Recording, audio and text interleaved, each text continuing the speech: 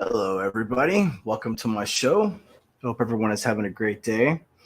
I've already got someone in the chat. Hello, Luis. Welcome, first timer. I've got my, you know, black coffee here. So Luis is a new person for everyone else that's new today that's watching this. Remember, you can't truly be sexist, you can't truly be racist or a homophobe or a transphobe or any of the buzzwords. And you can't even truly be a white cis male unless you have black coffee. So, I could just taste that racism. Yeah. Yeah, Louise, apparently in America, there's all these new tropes that are introduced to us on a daily basis, new things. So, about 6 months ago, some stupid lady came out and was like, well, it's really about a lot of things and it's about subtext. And because, white men, generally speaking, drink black coffee, that means that it's racist in its nature. So now I make sure and pronounce every single time that I drink black coffee. So yeah.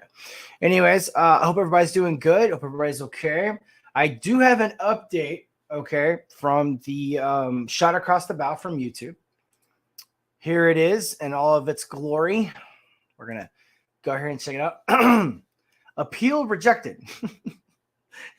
We've looked at your content carefully and have confirmed that it does violate community guidelines. I'm sure you looked at it really carefully. It will not be available on YouTube. We know it may be disappointing, but it's important that we keep the YouTube community protected. Now, for all of you out there that are curious about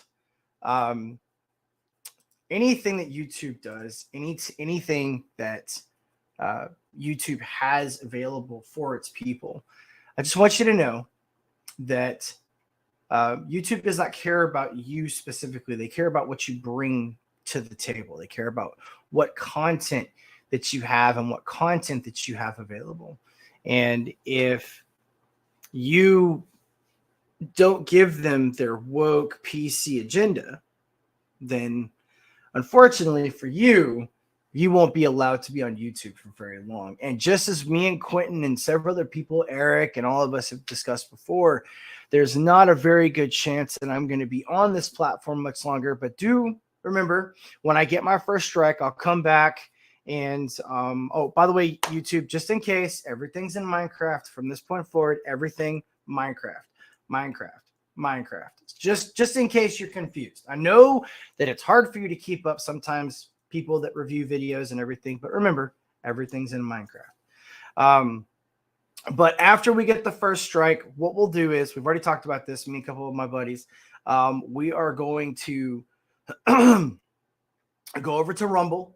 And we will start a platform over there. I'll call it Vincent De Leon if I can. If I can't, I'll when we do the transition, we will make sure that everybody gets the link, make sure everybody gets there. I don't know how hard it will be to get started over there, but it doesn't really matter as long as the message gets out, And that's all this is about. All this is about is just making sure that people have a way for, us to get the things that we need. And, looks like I do not have connection. I guess I'm having issues with site can't be reached. I guess I'm having connection issues. Imagine that. Sunday morning when everybody's asleep, why would I be having connection issues? But regardless, I do hope that hope I get to be here for a little bit longer. I hope that I get to have this space a little bit longer. Mexican Iron Man. What's up, bro? The white people are awake nice and early too. No wonder my people lost the West. We're still asleep in our teepees at the crack of dawn. By the way, Rumble sucks. Fight YouTube to the end. I mean, dude, I'm gonna stay on YouTube for as long as I can, bro. But I mean, we got to be realistic about this, man. You know as well as I do that my time is incredibly limited. I mean, I'll stay on here for as long as I can and do everything as much as I can. I mean, I have no intention of backing down. And Rumble does suck. I have seen the platform. I do see that that there is issues with it. I mean, and I know it's got major problems with just sharing content or whatever. But oh yeah, dude, I made you a mod like the first day. I can't really see anything right now because everything seems to be like really shitty. I even reset the thing. I even restarted the computer and everything, and it's still doing shitty right now. I can't even see the numbers on this thing. Hang on, let me see here. I might have to reload it again. I'm hoping not. I'm hoping it catches itself back up, but it's not. It's not loading anything. I had like horrible connection issues. Let me see here. You're great. Yeah, dude. I mean, thank you. First off, I really do appreciate that, especially coming from you, man. Thank you. And I want people to hear it, man. I mean, look at some of the videos I've done, right? Let me see if I can drop a link for you if you want to come in. Next time, man, you're welcome on my show anytime, bro. But we could talk about it a little bit if you want to. But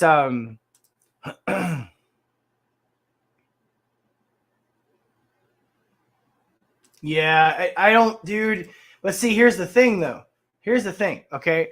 I don't think it's by coincidence either. Okay, like, don't you think it's a little funny?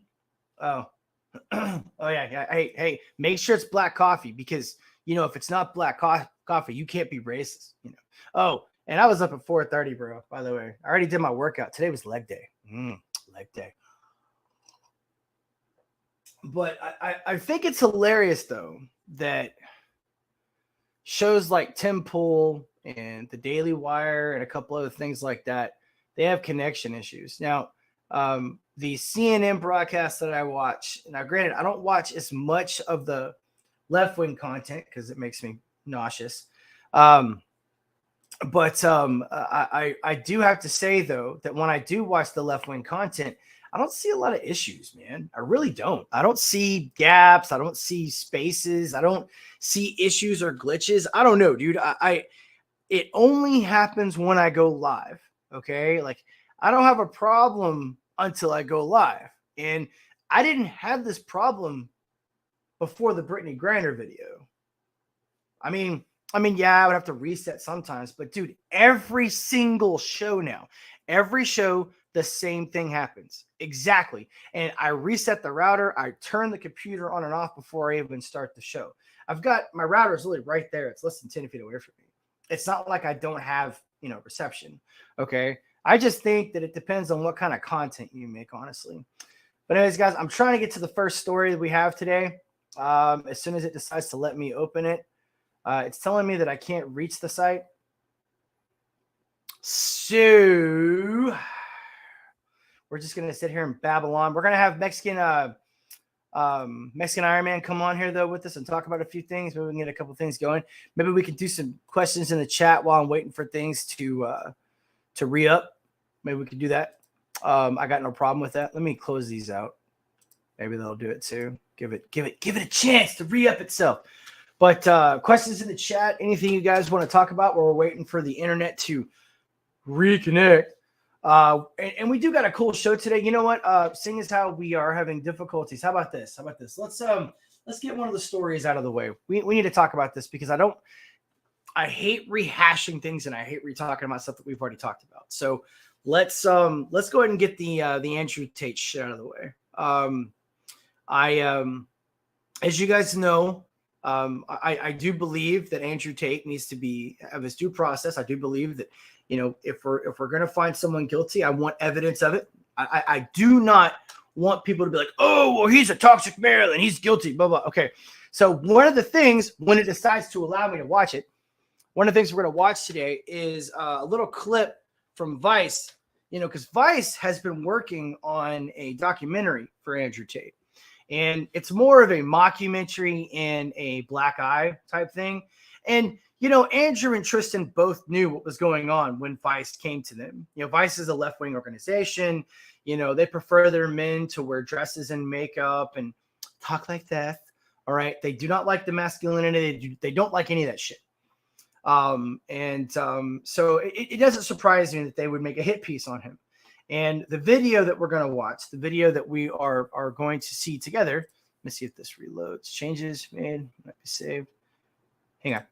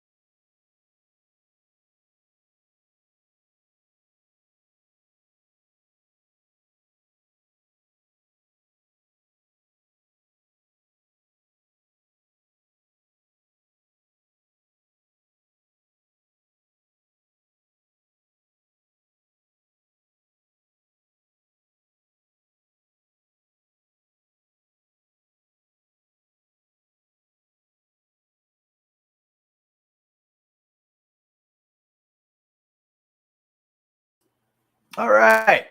There we go. Okay, so apparently I had to restart the whole system. Imagine that. You know, I'm telling you guys, I think they do it on purpose. I think it's all done by design. It can't be a coincidence that as soon as I start my stream, everything decides to not work. That's just impossible. I mean, it literally shut everything down. You're telling me that that's just a coincidence, that it just happened to happen, be that way? Come on, that's total bullshit, dude. Like, oh, everything's working fine, and then all of a sudden it's just not going to work every single time that I make my show now. And I remember specifically watching it on happen on other shows. Like, it happens to Tim Pool. It did happen to Tim Pool until they got like some kind of new router or something. And it made the show that much better. They just didn't have it. That's why, like, you would see Tim Pool have that 60-second intro where like nothing pops up and no one's there, whatever. Because what they would do is they would wait and see if they connected, and then they would put it through another router, and then they would have it connect to another online thing or whatever. But anyways, regardless, it doesn't matter. So, seeing as how we have this now, I'm loading up all the stories again because I have to recopy and repaste everything. Thank you, those of you that have been patiently waiting. I do apologize. It's not user error. It's YouTube error. User error, YouTube error. That's kind of funny. I crack myself up. Hey, Schwarzenegger is actually making it in the show today, by the way. For those of you that don't know, I think that Schwarzenegger is a great man, regardless of what he did with his ugly. That's probably the only thing I actually get mad at him about is that if he's gonna cheat on a Kennedy with a really super hot chick, so at least they can't get mad at you for cheating on a Kennedy with an ugly chick. I mean, I'm just saying, All right. So our first story, we'll get back to the Andrew Tate thing. He's the second story. All right. But the first story we're going to do is we're going to do something with late night talk show. I'm not a fan of late night talk show because I'm usually in bed by like 9:30 or 10 o'clock. But I do think this is hilarious.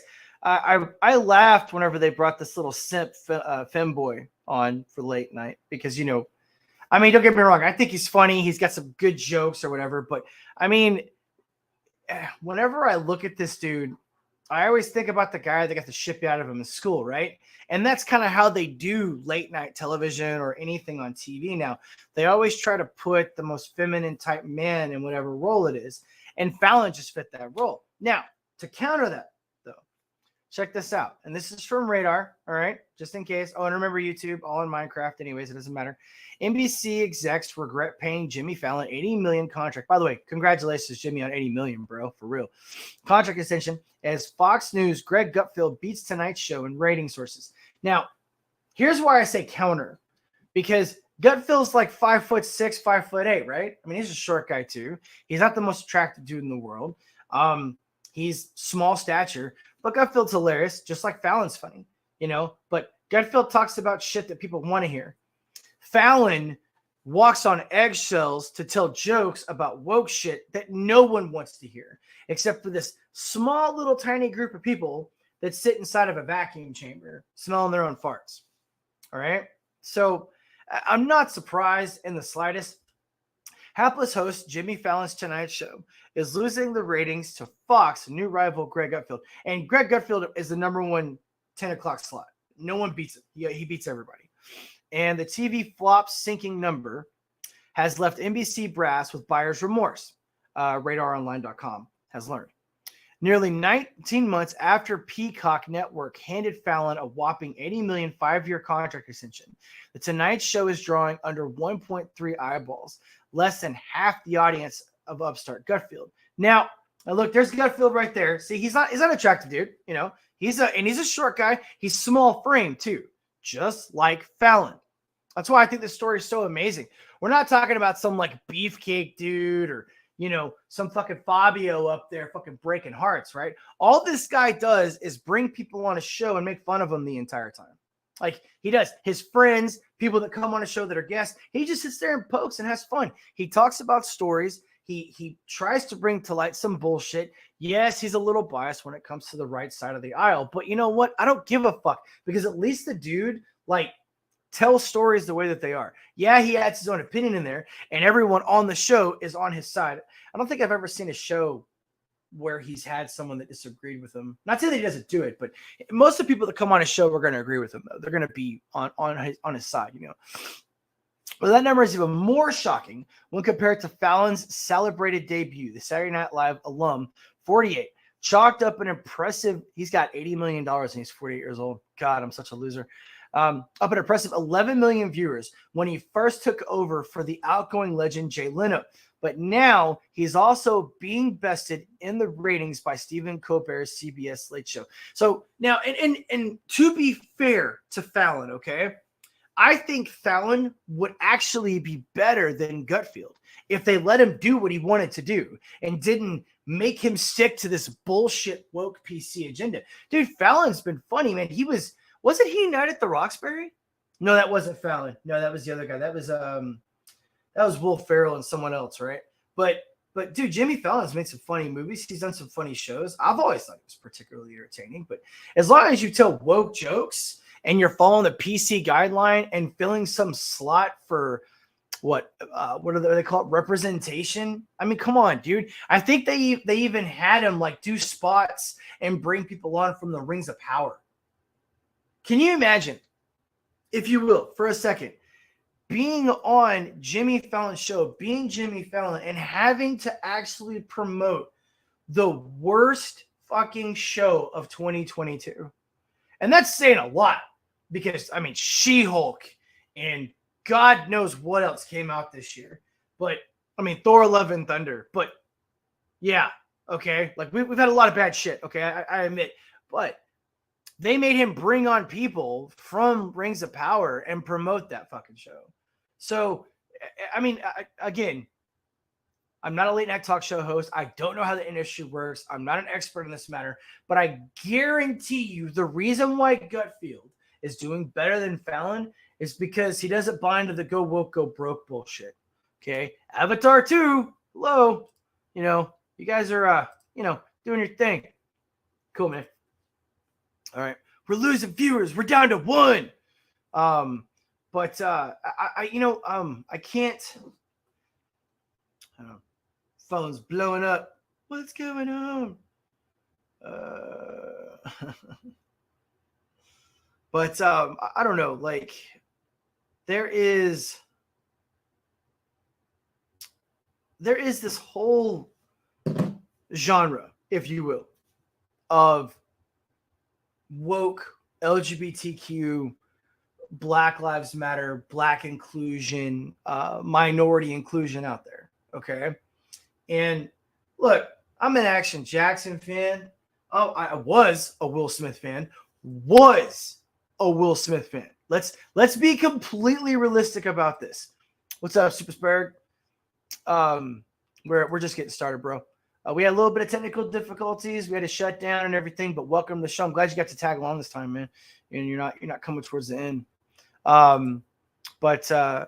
Like, there has been no issue whatsoever of watching shows and TV about gays, lesbians, blacks, Asians, Mexicans. No one gave a fuck about it. And then everybody made a big deal about it. And now Fallon, being a great comedian, because, I mean, dude, he's the Tonight Show host, taking over for Jay Leno. That means this guy's got clout. That means this guy's got pull. And you're going to pull his legs out from underneath him, and then you're going to get mad at him and say you've got buyer's remorse. I guarantee you, if your ratings are down, it's not because of Fallon. Okay? You could put in Henry Cavill, and your ratings are still going to be fucking down because you're going to throw a fucking ball around Henry Cavill's fucking neck and tell him to fucking do your bidding. I mean, seriously. And everyone loves Henry Cavill. Well, except for Gunn, because he's an idiot. But hey, what are you going to do? So, all right. Moving on up. Oh, yeah. I don't think I can say this word, so I'm going to have to let you read it. I think I can say horse tranquilizer or horse medication, but I can't say this word right here. But remember, YouTube in Minecraft, just in case. Oh yeah, Super Spurg, you missed the beginning of the podcast. Mexican Iron Man. Also, if you missed it too, my appeal was completely rejected. Whenever Quentin gets here, I can't wait to jab him about it. But I even threw hashtag blow up the sun in the appeal at the very end. But they apparently didn't like my appeal, so they rejected it. But so this is from the reason why I said this, because this is Citizen Free Press. So we're from Citizen Free Press again, and the word that I can't say out loud, it's you're gonna have to read, which is having to do with horses and making people better, maybe or maybe not. Who knows? I mean, they've only been taking it for malaria for the last 50 years in Africa, right? I mean, what do they know? You know, I mean, why don't we trust the African people? I mean, I don't get it, anyways. But it's trending, number one. Hydroxychloroquine, or this word that I can't say, plus zinc exponentially reduces the virus of unknown origin symptoms if taken early on.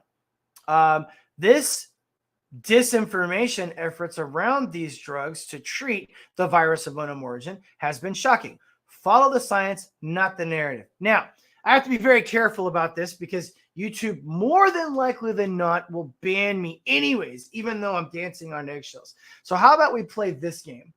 I'm reading an article from Citizen Free Press YouTube. I neither share or feel the opinions of this article. I'm simply reading this because it's news. Now, for every person out there, consult your doctor, consult the medical physician, and don't listen to a word that I say about anything, because I'm not a doctor, I'm not a physician, and I'm a fucking moron. Is that better, YouTube? Do you need me to just shove the cock in my mouth, kind of play with the balls a little bit, maybe finger your asshole a little bit, kind of like this, do this little motion like that? I don't know. I'm just saying, maybe. But yeah, so this is Dr. Simone Gold.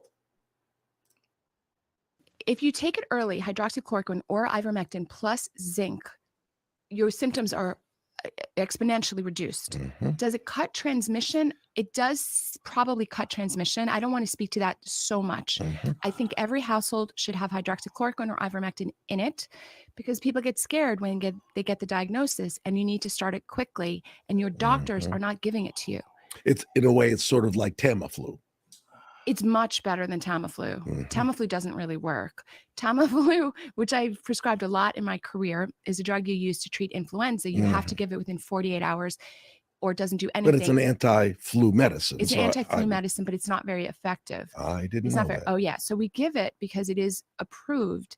But the truth is, it just reduces symptoms a little bit. Mm-hmm. Ivermectin and hydroxychloroquine really stop this thing in its tracks. We have a mutual friend who took it, and he's a big fellow with one of the biggest risk factors, which is being overweight. He came through it beautifully. I have hundreds of stories like that. So that was a doctor, YouTube. That's not me. And it's all in Minecraft anyways, okay? Actually, there's a story, Super Spurg, about a white dude. I think it was back in like 2018. I think actually I have a clip from it today. But they sat on his neck for 19 minutes while he died. No one said a fucking word, and no one knows his name. We're going to show a clip of it later. All right. Almost online. Brown Hawk 1 is en route. Yeah! Hell yeah. There you are, bro. Dude, what is up? Welcome to the show, everyone. This is Mexican Iron Man. As you can see, he has his sombrero. Man, please introduce yourself and promote yourself, bro, please. Yes, I'd like to promote the Blue Indigenous Water-Based People Causes for Mexico. I'd like to promote the white man cause. I just want to say, for all the people out there that watch this on the replay, Mexican Iron Man is hashtag Team Colonizer. I'd like to thank you, my brother. I did not want to go back to living in teepees, and frankly, there was never any heating or air conditioning inside those fucking stone temples. So, yeah. Hey, but you know what? They held up really good against the wind, though. So you got to give them something. Well. I mean, how are you, man? How was Christmas? How was New Year's? It's good to see you. New Year's and Christmas is great, dude. I'm in California at 7 in the morning or 6:50 in the morning. I'm cold. I'm shivering. It's like And I mean, 67, right? 67, mean, 63, I think. well, I live on Hilton Head Island, dude. It's like 55 here, and I'm used to 72 year round. I'm kind of a wimpy Mexican. All right, I mean, dude, on the back of my neck it says, "Do not store this taco fat below 70 degrees." that is so messed up, dude. I'm in California, bro. It is Yeah. to go from the South to California. So I moved 18 months ago. I don't know if you know that or not. No, So no, I didn't. No. I left California 18 months ago because Uh-huh. I couldn't stand it anymore on multiple levels. Yeah, I I started can feeling understand. that way about, and by the way, you're gonna die. I was a hardcore leftist. Like I voted for freaking Hillary in 16. What are you so okay? So, okay, all right. So what woke you up? What was your like aha moment? Because I actually, just believe it or not, I had an aha moment. I mean, I've never been Republican or anything. I still am. I'm a Marine, but like I had to wake up myself. So what was your like aha moment that like made it for you? Okay, that's funny you say that. So after it started gradually, because I was a Trump hating leftist. I've been a leftist Democrat like my whole life, and I mean Yeah. like way out there. Mm. And I think for me, it started with, let's see, what would be the wake up moment? Well, the Like, first moment yeah, was because that I something stopped. knocks you out. Yeah, something just like Okay, so let's slaps see. you in the face. Yeah, so let's say it's three things, and they were first was a slap, then was like a punch in the chest, and then I got kicked in the nuts. So here it goes in order. Number one, I stopped donating to the Democrats, and they basically just ignored the fuck out of me. So once the check had Okay. dried up, because I'd been a big donor for a long time. Once Yep. the checks dried up, because I was having a hard time.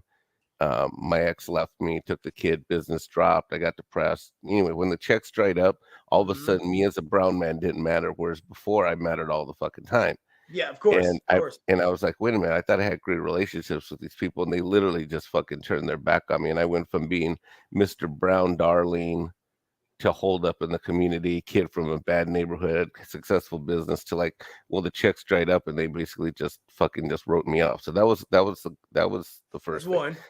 The second thing was I always watch CNN religiously, and then one time I heard there was a small business. Oh no! And then I was flipping through the CNN channels, NBC, CNN, NBC, blah blah blah blah blah, and then I clicked over to C-SPAN, and I saw that Trump was doing something for the black colleges and the minority colleges, like where like they wouldn't have to go beg for money every year.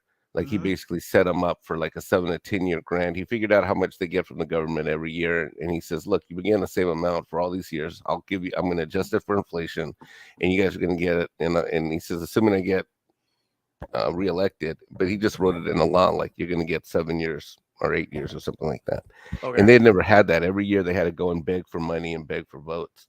And I was looking at all the things, and I didn't see any coverage. And I'm like, wait a minute, Trump is doing more for minorities and black folks, at least in terms of education, and there's fucking no coverage of it anywhere except on C-SPAN 2, and that's only because they had so it was like it was a blackout basically. C-SPAN was the only one that was even talking about it. right, and wow. that's because the C-SPAN 2 always covered the White House signing ceremonies, but there was nothing out of it. Like I started googling shit left and right, Yeah. but my real gut punch came in COVID, like the real one, the kick of the nuts. Because I'm an accountant and all my clients are business owners. Those numbers didn't add up, did they? And here's the thing is that this guy, the way he set up the PPP and the EIDL, all that shit, and then he did something like he had like a small business owners like roundtable inside the White House, and that was the same thing. Total fucking coverage blackout. Nothing on CNBC, nothing on CNN. Fucking Fox didn't even cover the fucking thing. Again, it was on C-SPAN 2 only.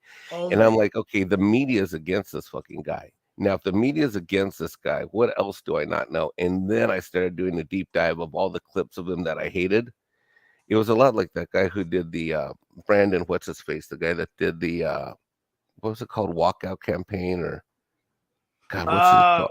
I don't know. I don't know which. I mean, I've seen a lot of them. So which one?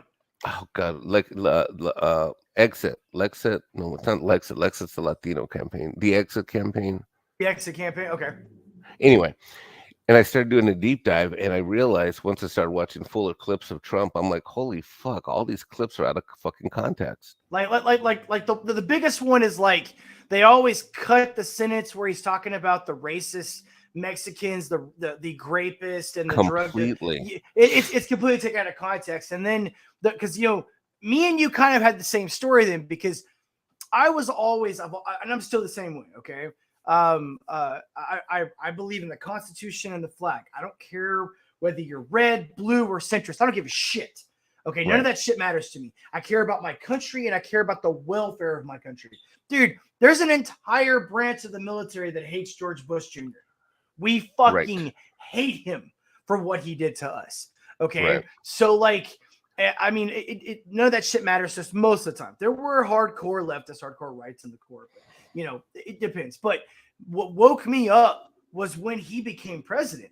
When I started seeing all of these like leftists just hating people because they're wearing a hat, like a fucking hat, bro. Like I had one dude tell me that he refused to even see his family because they voted for Trump. And he's like, I will never talk to them ever again. I'm like, why? He's like, well, they voted for that racist, sexist bigot. I'm like, okay. Because, I said this when he was first elected. I was like, all right, Trump's an old white money dude. Yeah, he's probably racist. Yeah, he's probably sexist. But he's also almost 80 years old. Okay? Like, what we call sexist and racist was like him drinking tea on a fucking Monday. Like exactly. That's just the way they were brought up. I'm not saying that it's right, but I mean, dude, trying to compare someone that was born in 1940 to someone that is born in 1980, that's four generations, dude. So that's where I stood on Trump. I'm like, why don't we see what he does? And then the economy got better and everything was going great. The stock market was going great. The fuel prices were dropping. And these motherfuckers, all they could do on a 24-hour news cycle was just talk shit about him. And I'm like, are you fucking serious? And like you said, there's these people that only watch CNN. They only watch MSNBC. They only watch CBS or ABC. So they don't see any of the counter arguments. They don't see any of the good stuff Trump does. When I talk about Trump, because I have my issues with Trump as well, but when I talk about the positives with Trump and the street to people, when I ask them questions about him, they walk away, dude. They won't even talk to me. Like, no. They'll talk to me the whole time when I'm talking about what he did with Seattle, what he did with this and this bad fucking situation here. But the moment I start talking about the good shit that Trump did, it's like their asshole shrinks the fuck up and they just have diarrhea of the mouth and they'll scream at me as they walk away. Dude, the only reason my clients survive, my clients right now, and this is true story, and this is because I see it trickle down to me.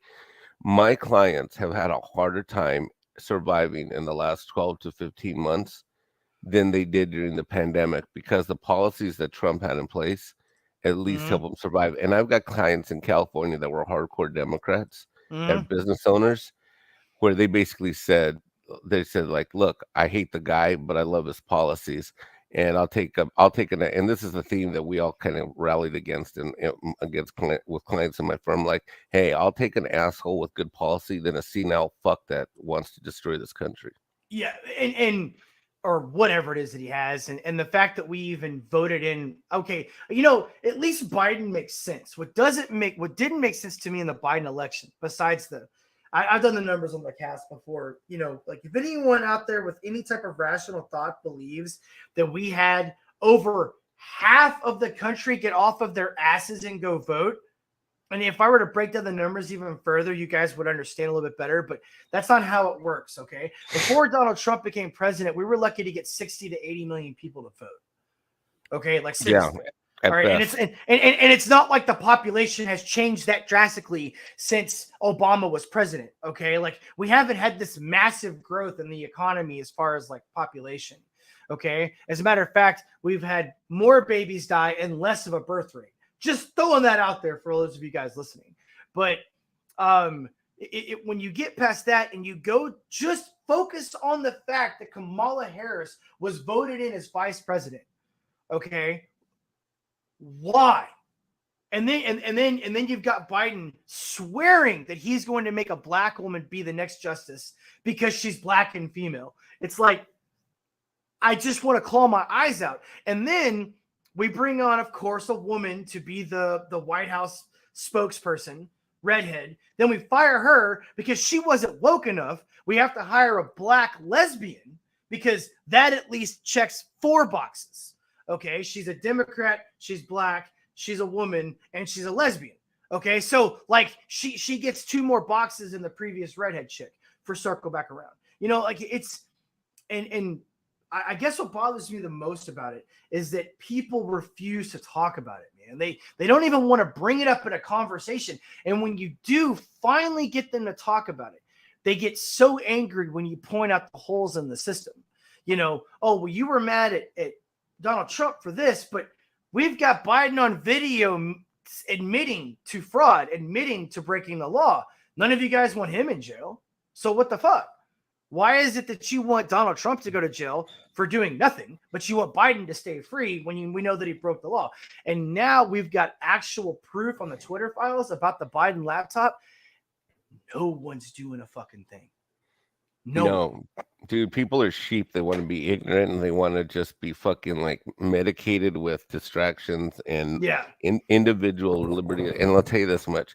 I used to be one of those guys, and to go from California to South Carolina has been like someone like I was in a warm blanket. Someone took that blanket off and threw me in a 30-degree swimming pool in the middle of winter to wake me up. And I appreciate being woken up. Yeah, and I'm glad. And I like, it's like today when I was at the gym today. I picked up a couple more clients at the gym. I want to start teaching this guy's kids. Dude, I heard you were up at 4:30. No wonder my people didn't survive in our. I know, right? I know. Well, I mean, dude, when you got to do a podcast, and I remember I'm still getting ready to go to the Philippines, bro. I got a lot of stuff I got to do today, so I had to get started early. But I was talking to him, and he's got 6 kids, and he wants me to train him and teach them, discipline, martial arts and stuff. But my point is that I was telling him, like, guys like you are how I see, people that are overweight in the gym. You'll have, because you have 2 different people in the gym. Okay, you've got the people that are there to work out. They want to focus on getting healthy. They want to focus on making themselves better. They're focusing on making the best version of themselves. Then you have the people that are at the gym, and they can be, good shape, decent shape, whatever. They're the chicks that you see that are wearing the yoga pants with no underwear, camel toeing it out. They're not really working out. They're on their phones, making videos, doing selfies. Then you got the dudes that are like, they're wearing a shirt, if you want to call it a shirt. It's like a little stringy thing. And they're just there posing. It's like a meat market, and they're hooking up, because in the gym meat market culture, everyone's fucking everybody. I don't know if you know that about that, but that's pretty much what it is. Like, there's a group of people that just basically take turns fucking each other. Okay. So but when I see a big person in the gym that's like 100 pounds overweight, and I see him, I saw this woman there today. She's been there like 5 days. The last 5 days I've been there, she's been there. I'm so proud of that woman, dude. Like, that woman she's a big girl. Okay. She goes in the gym. She's not doing everything correctly, but she's trying. She's getting on the treadmill. She's getting on the step climber. She's lifting weights. She's trying to focus on herself and make herself better. Those people are the ones I want to see in the gym. Those are the ones I want to see out in the street. Those are the ones I want to see making themselves better. That's how I compare people like you waking up, because I love hearing the stories of the people that finally woke up and realized that we're not full of shit. We're like, and here's another newsflash, Vincent, that all you guys with conservative viewpoints aren't racist, sex, or horse shit. I don't know, dude. I got black coffee, dude. I don't know. The black coffee's right there. I mean, newsflash. Hey, why are you going to the Philippines? I must have missed that video. Dude, multiple reasons, but I mean, the business opportunity. Are you moving there? I'm thinking about it. I mean, passport, bro. Dude, I mean, I'm guilty, bro. What can I say? But dude, the business opportunities are real, man. In the Philippines, to do what? Well, consider this. The construction costs in the Philippines are sometimes 20% of what that cost me here. Think about that. Now, the question that everyone keeps asking me is, how do I know I can make money there? And the answer is, I don't. I have to go find out, because it's all about distribution. It's about labor force. It's about customer base. So I've got a guy over there. Everybody calls him Uncle. All right. And he owns a lot of property and a lot of land, and we can develop on it. Seriously. We're talking over 150 families that are there right now. And if I can develop that land and turn it into a small little town, a small little city, dude, why the fuck not?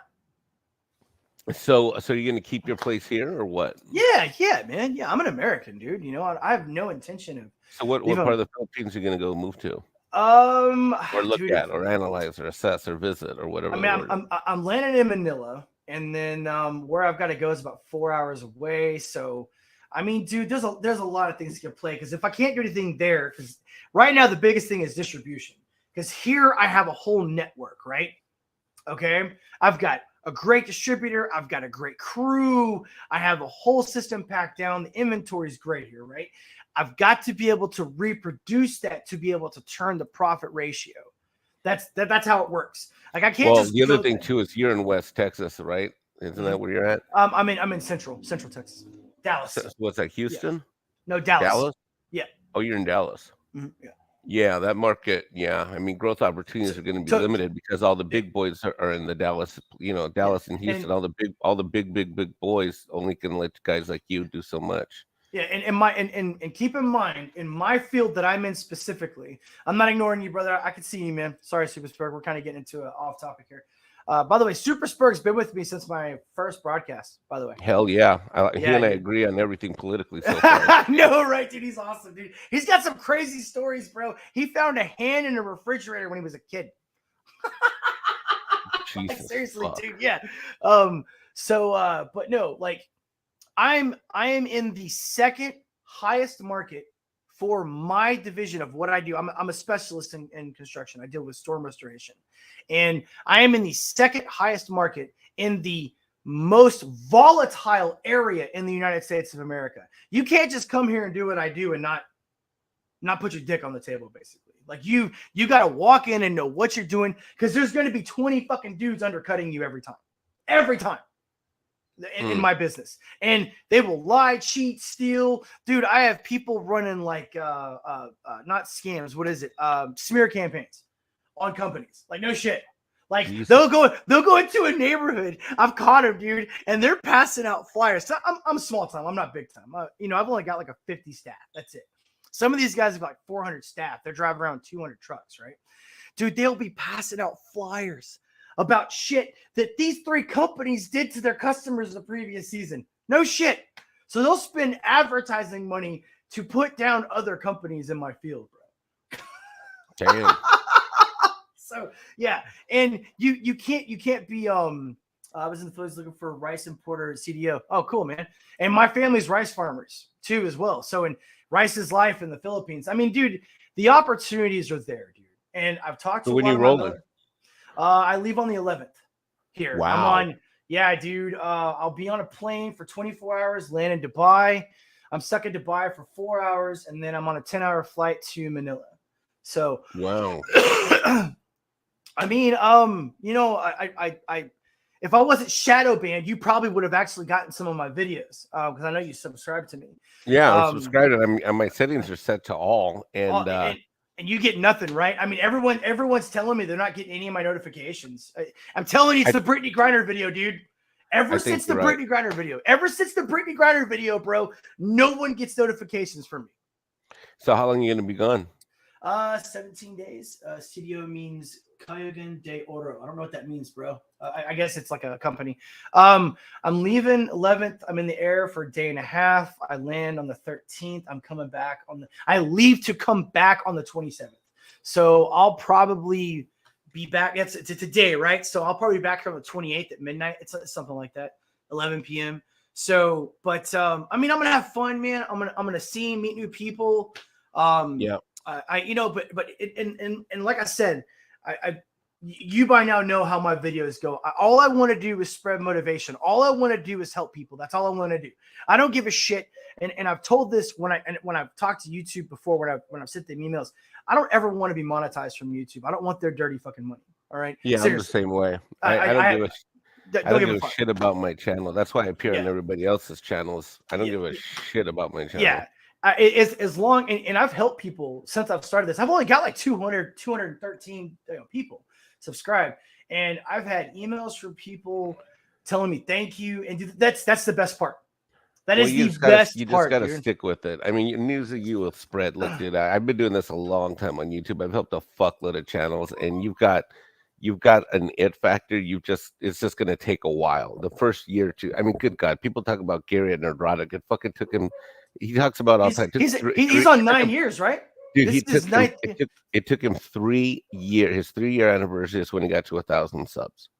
What? Yes, that is a true fucking story. Damn. Dude, Same no with, wonder people are telling me that I'm growing too fast, dude. Same I got to with okay. Jeremy. If you pick up 10 or 30 people on average every month or two in the beginning, the first year or two, you're fine. Just chill. You relax. You know what I mean? Okay. I'm just trying to tell you, people are like, because there are some channels that blow up, like George Mulholland, my friend. Yeah, okay, we blew his channel up, but we did shit in a very deliberate way to make that happen. And to make it happen, right? Yeah. George just, he invested a lot of money, editor, writer, blah blah blah blah. I mean, he's doing something very different. Well, he's an anomaly. He's an anomaly. It's like with me when I'm making like some of my videos. I really wish I had a cameraman, but I don't have any money to pay a cameraman. It doesn't matter. It's like, dude. It's like I can't do that shit. You take Midnight's Edge. Midnight's Edge started as a bulletin board internet post, a bulletin board internet blog post, and that's what it was for goddamn near almost 4 years. Shit.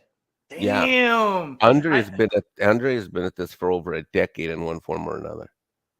And Andre's, dude, he's legit. He doesn't have very good taste in movies, but he's legit when it comes to YouTube. I like watching Andre, dude. He's cool, man. Like, and Midnight, man. Me and Midnight agree on almost everything. It's kind of scary. I'll listen to him talk, and when he's talking, I'm like, God damn, man. Like, Andre is simultaneously the most lovable, intelligent guy, dude, and also the most the worst Viking. Bro, there was a show where he made me watch He-Man. I'm a huge He-Man fan. He made me watch the Kevin Smith He-Man last episode live on air. Like, he literally said, Mike, have you seen the final episode? I'm like, did you? No, you were Andre, able to sit through it? You were able to actually sit through that crap. I said, Andre, I've seen the first 3.5 episodes, and I'm fucking sick and nauseous. Yes, dude. Yeah. And I was already drinking on the stream. This was on a Friday. I never drink on a day show.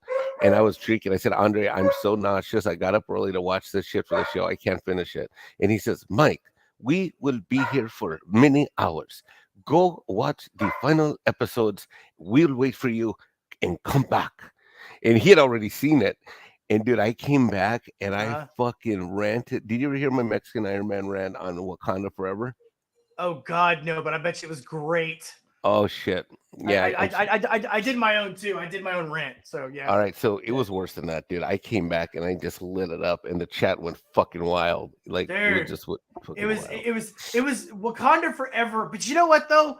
Wakanda Forever is the definition of exactly what's been going on. I mean, like even more so than Rings of Power, because Wakanda Forever is exactly what has been happening slowly but surely since basically, I mean, I want to say Justice League season 1 back in, what was that, 2004, 2005, whenever, they first started getting together in the Justice League, Batman, Wonder Woman, all of them, like, that's when they slowly started like needling us, like there was an episode here and there. Oh, dude, Six is here, bro. What's up, Six?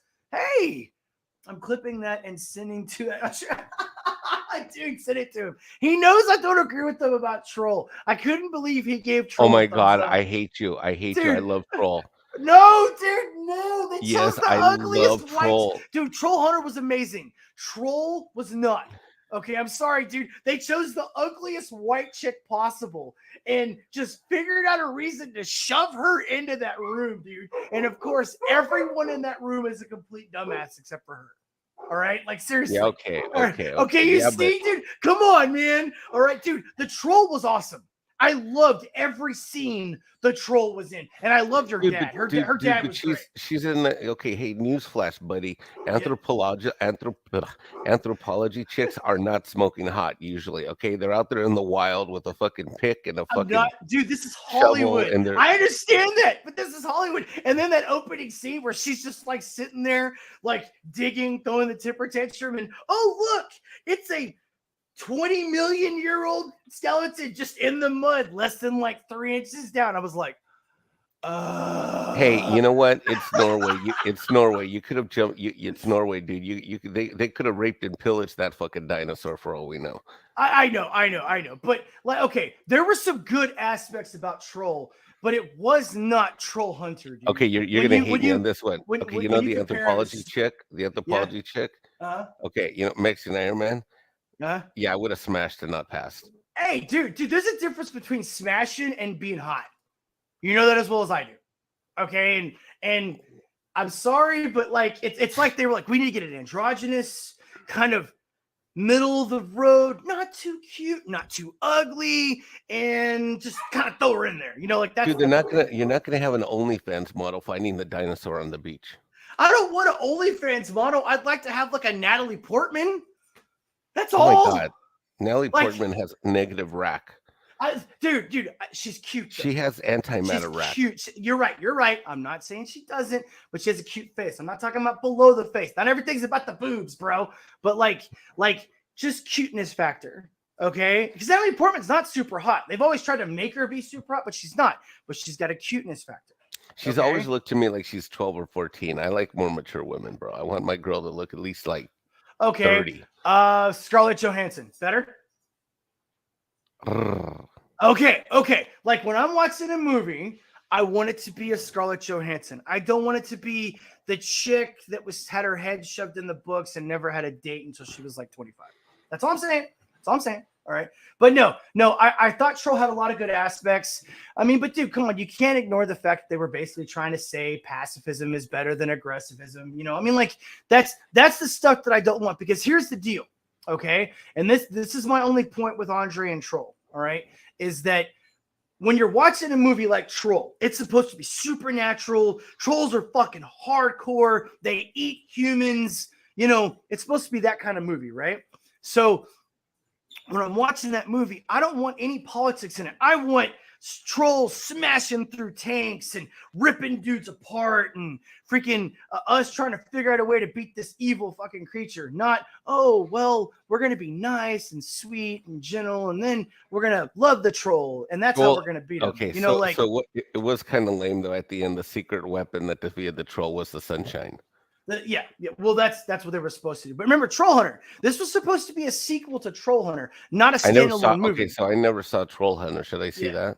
Yeah. So, like, dude, if you haven't seen Troll Hunter 6, if you haven't seen Troll Hunter, go check it out. Like, seriously, amazing movie. It's, I believe, it's all dubbed in English, but you can get it in Norwegian too, dude. That's where Troll came from. Troll came from Troll Hunter, and I am a diehard Troll Hunter fan, dude. I watch it every year for Christmas. I consider it a Christmas movie. Seriously, it's really good. I watched Die Hard, then Troll Hunter, but no, I you know. Did you see Violent Night? No, I just saw it last night. It is.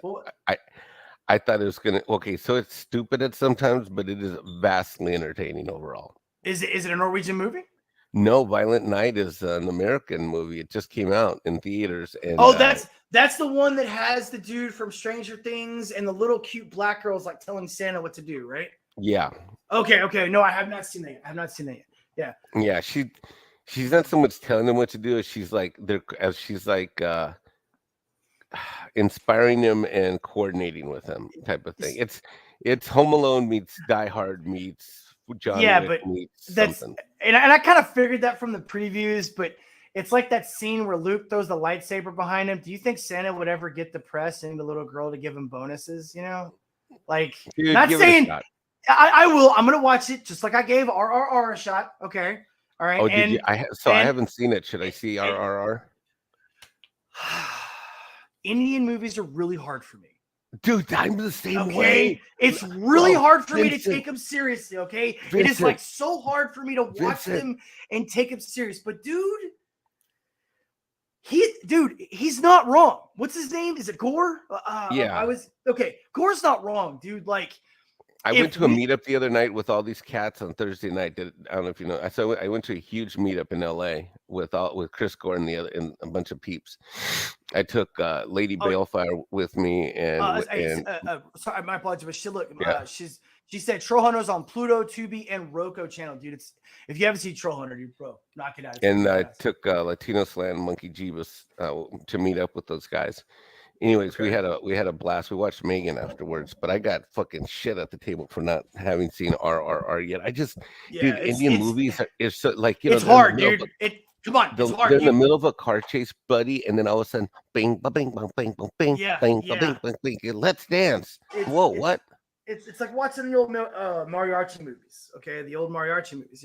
Yes, yes. It's hard. Dude. Wait a minute. Hard, what are you doing watching those? That's a bad racist move. Don't you be watching Mexican? I know. I mean, I'm appropriating culture, dude. Did you see me totally check the guy on braids? Did you see that shit? No. The fucking the doctor on Dr. Phil was like, I associate racism and sexism with white people wearing braids. It's the same thing. Dr. Phil's like, you associate blah blah, and I'm like watching the clip, right? And I go, look, I hate to break this to you. I know this is gonna break because this guy's a professor teaching students, Mike. All right, fucking the Vikings were wearing dreads before your people figured out how to fucking start a fire. Sorry, hate to break this to you, bro. Okay, but you didn't invent the fucking dread. This motherfucker sitting on Dr. Phil with his dreads talking about how white people wearing dreads is cultural appropriation. It's like, motherfucker, you're culture appropriating the fucking Vikings, you piece of shit. And every one of the shows like, yes, it's cultural appropriation. Nobody fucking reads a book, dude. Like nobody knows this. Here's another news flash. If we're gonna have, by the way, Six said she said 30 minutes of RRR and she was out. Oh my god. See, I think me and Six generally have similar tastes. I've learned that over time. It's okay, and she's right though, because I had to watch RRR in sections. But here's what I have to say about RRR. Okay, it has a lot of things about Indian movies that I don't like. Okay. But if they can start going in that direction and maybe tweak it a little bit, it's going to be like Russian movies. You know, Russian movies have got good concepts, but they suck. Okay, like they've got great ideas, but they've got like horrible directors and the acting is utterly shit, right? So if there's a couple of tweaks to the Russian and the Indian movies, man, we're going to have a whole other section of really cool movies to watch. And Lord knows we need it. Because Woman King is not the last one that we're going to see. And if you turn on, by the way, if you turn on Netflix, right, you know, January is always like the biggest month for Netflix, okay? If you look at Netflix and you look at their fucking lineup for the next like 30 fucking days, it's, well, if you're a dude, sorry. Right. Dude, or like, what about the fact that Hispanic Heritage Month got moved back to like only being 2 weeks long now? Did you know that? No, dude, no. Oh my god, I didn't even know that there was Hispanic Heritage Month. I'm that much of a racist. I didn't even know. You're such a cultural appropriator. Dude. Hold on, wait. You're cultural appropriating, colonizer, racist. What else can we put in it? Incel. The incel, passport bro, transphobe. I mean, dude, like, but here's the best part. I actually had a woman tell me this in the store the other day. She told me verbatim that I can't possibly have an opinion because I'm a white cis male. Are you fucking kidding me? Period. Like, I couldn't have an opinion on anything because we weren't even talking about anything racist wise. She said that I couldn't have an opinion because I was a white cis male.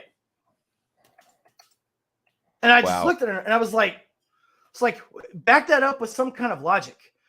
And she's like, well, I mean, if I have to tell you, then there's no point. It's like, sorry, but so Six wants to know what preceded that comment. How did that comment come up?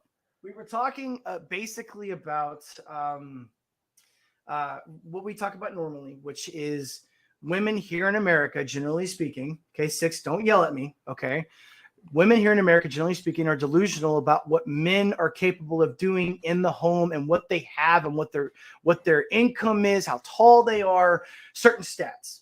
And when I quoted her some of the stats about the single moms and about how rare certain types of men were, and when I had her hang herself with the rope that I gave her, she then said that. Oh yeah, I see what you did. You did the numerical thing.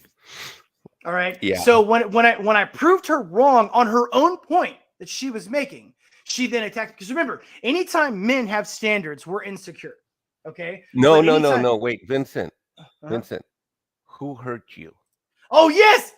Oh, my God. I love that one, dude. Still packing. Dude, we're behind on chats, dude. Yeah, we're ignoring We're way behind, what dude. chat we do have. We have ignored. Yeah, what chat we do. Hey, man, sometimes I get 10 people. Sometimes, you know. Well, you did last time I was watching your live stream. You had 12 people in the chat. Yeah, but I'm and 6 comes in, and I made 6 angry. 6. I'm sorry that I didn't like Avatar 1 and Avatar 2. I know you love those movies. Oh okay, my babe? God, I'm gonna fight with you right now, dude. Okay. Let me be fair. Hold on before you guys kill me. Okay, look. It's not that I didn't think that Avatar 1 wasn't a good movie. I just, dude, it never grabbed me. Like, seriously. And I love Sigourney Weaver, man. Like, I'm an Aliens fan, like, hardcore. I fall asleep to Aliens, dude, director's cut. I've got it. All right. And I watched Avatar like 3 times, and I am a movie buff. And I'm just like, dude, it didn't grab me, man. I'm sorry. I thought some of it was cool, but when I start, because remember, I've been following this shit since like 2006, 2008, right? So when it was white man evil, colonizer, all the bad people in the movie were white, and then it's like, okay, well, these indigenous people are obviously the minority representation. I'm just like, oh, okay. You know what the problem is that this is a luxury that I get because I happen to be Mexican, is that the reason I picked Mexican Iron Man is because people didn't is that I got tired of like you white guys getting fucking shitted on all the time. And so I said, you know what? I agree with these people's views, meaning the white folk. Yeah. And I said, so I'm just gonna put myself fucking out there, Mexican Iron, because they can't call me racist because I'm fucking right. Well, I don't know, dude. What's his name in California? Was the blackface of white supremacy? What was his name? You know what? Maybe I am the brown taco shell of racism. Right, there you go. And dude, I have a saying, whenever I'm talking to the feminists, okay, 6, you're gonna be mad at me. All right. I'm like, look, whenever they tell me that I can't have an opinion because I have a penis, I say, well, you have a vertical taco, so why the fuck should I respect you? Like I do that. So I think that's kind of funny that you said you're the brown taco representation. That's kind of funny. No, I'm the brown taco of racism. Did you see what I don't know. I'm making shit up. No, you're look, like you said. So Avatar 2, I had a fucking blast at, and I've seen it twice, and I'm going to see it a third time. All 2 hours and 43 minutes. Did you have to pee? You know what, bro? I'm going to say this right now. I'm going to say this point blank. So I'm going to say this. While I was bitching about the length of the movie before I went the first time, I now have zero sympathy for anyone saying, oh, it's a 3-hour movie. You know what? No. Fuck all these people that are bitching about it. You know why? Because here's why.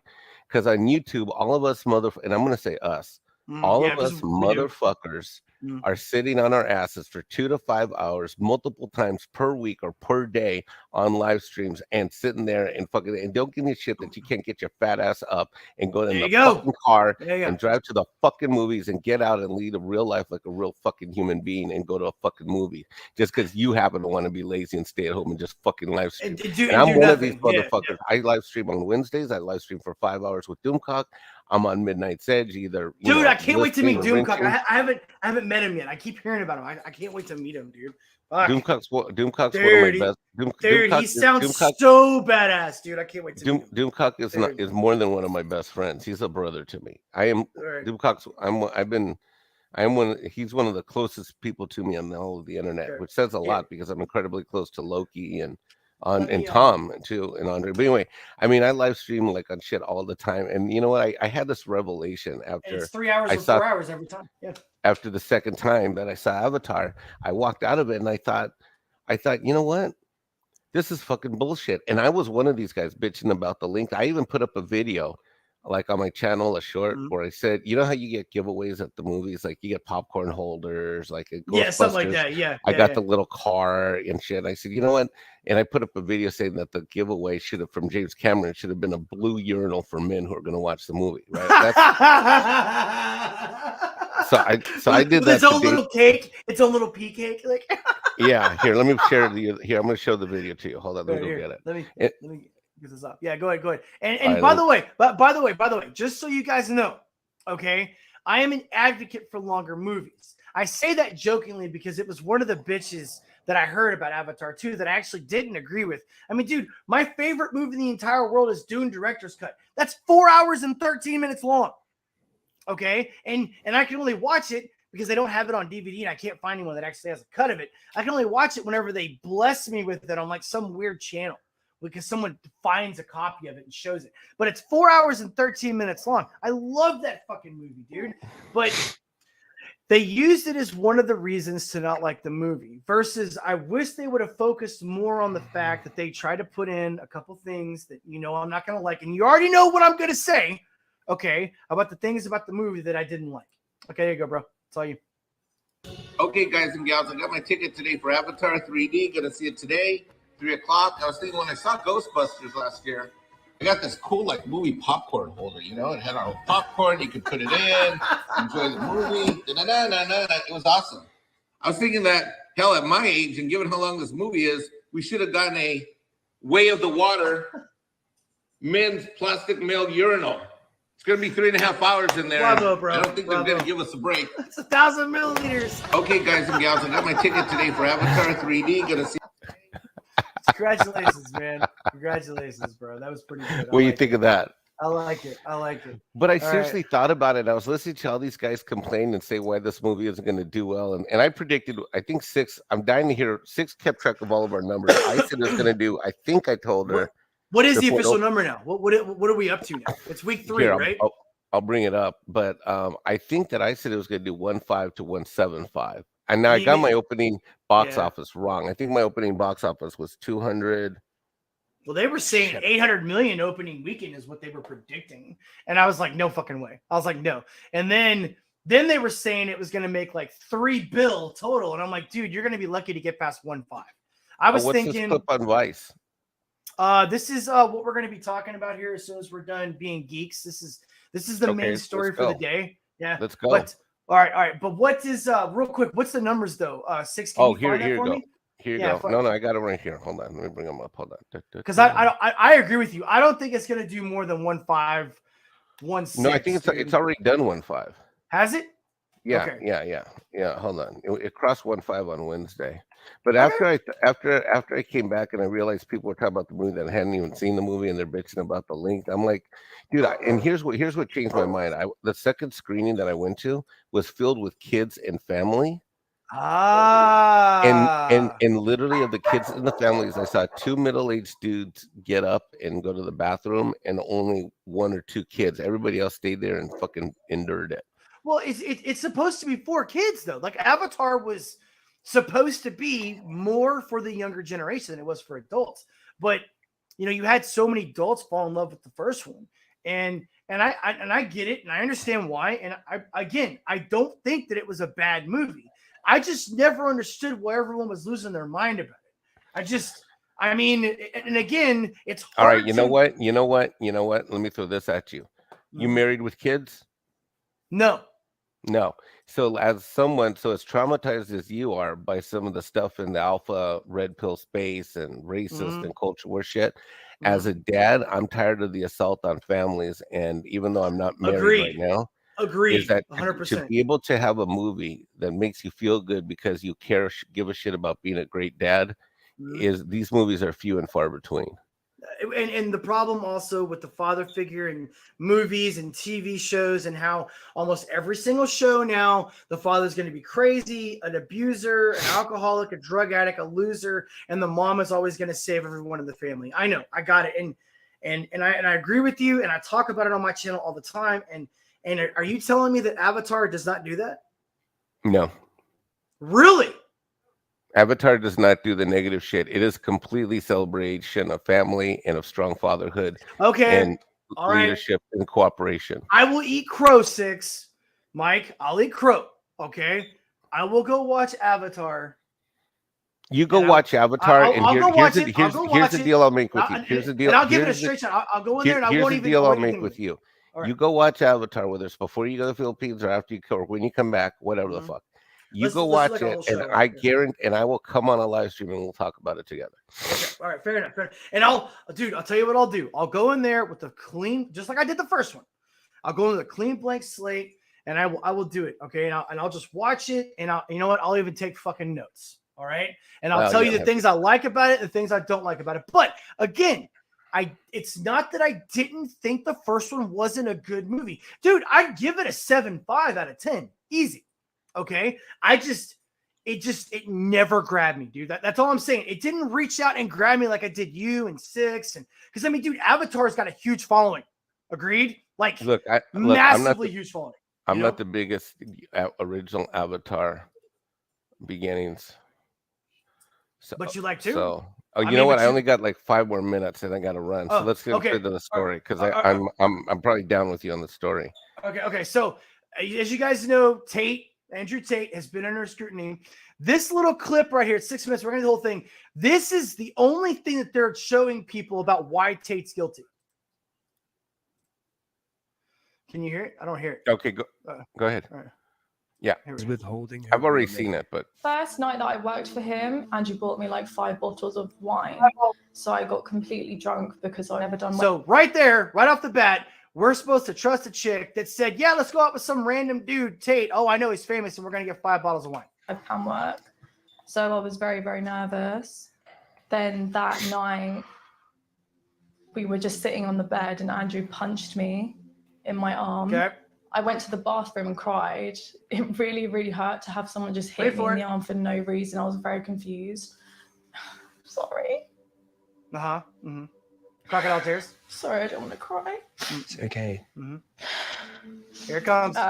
So then when I came out of the bathroom, he was super, super nice. Like, from what I remember, Andrew didn't have any alcohol at all. It was literally just me.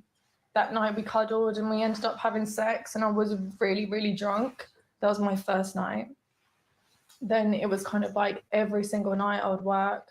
But as soon as he handed me my money, I soon forgot about him hitting me and everything else. And it was just like, wow, I've got all this money now. Like, he would just pay me a flat fee of £15 an hour, which back then was, Andrew would call us lazy hoes. I saw him smack girls with a belt because she wanted a lion. He used to strangle us as well. Okay, there's the first one. All right, here comes the next big one.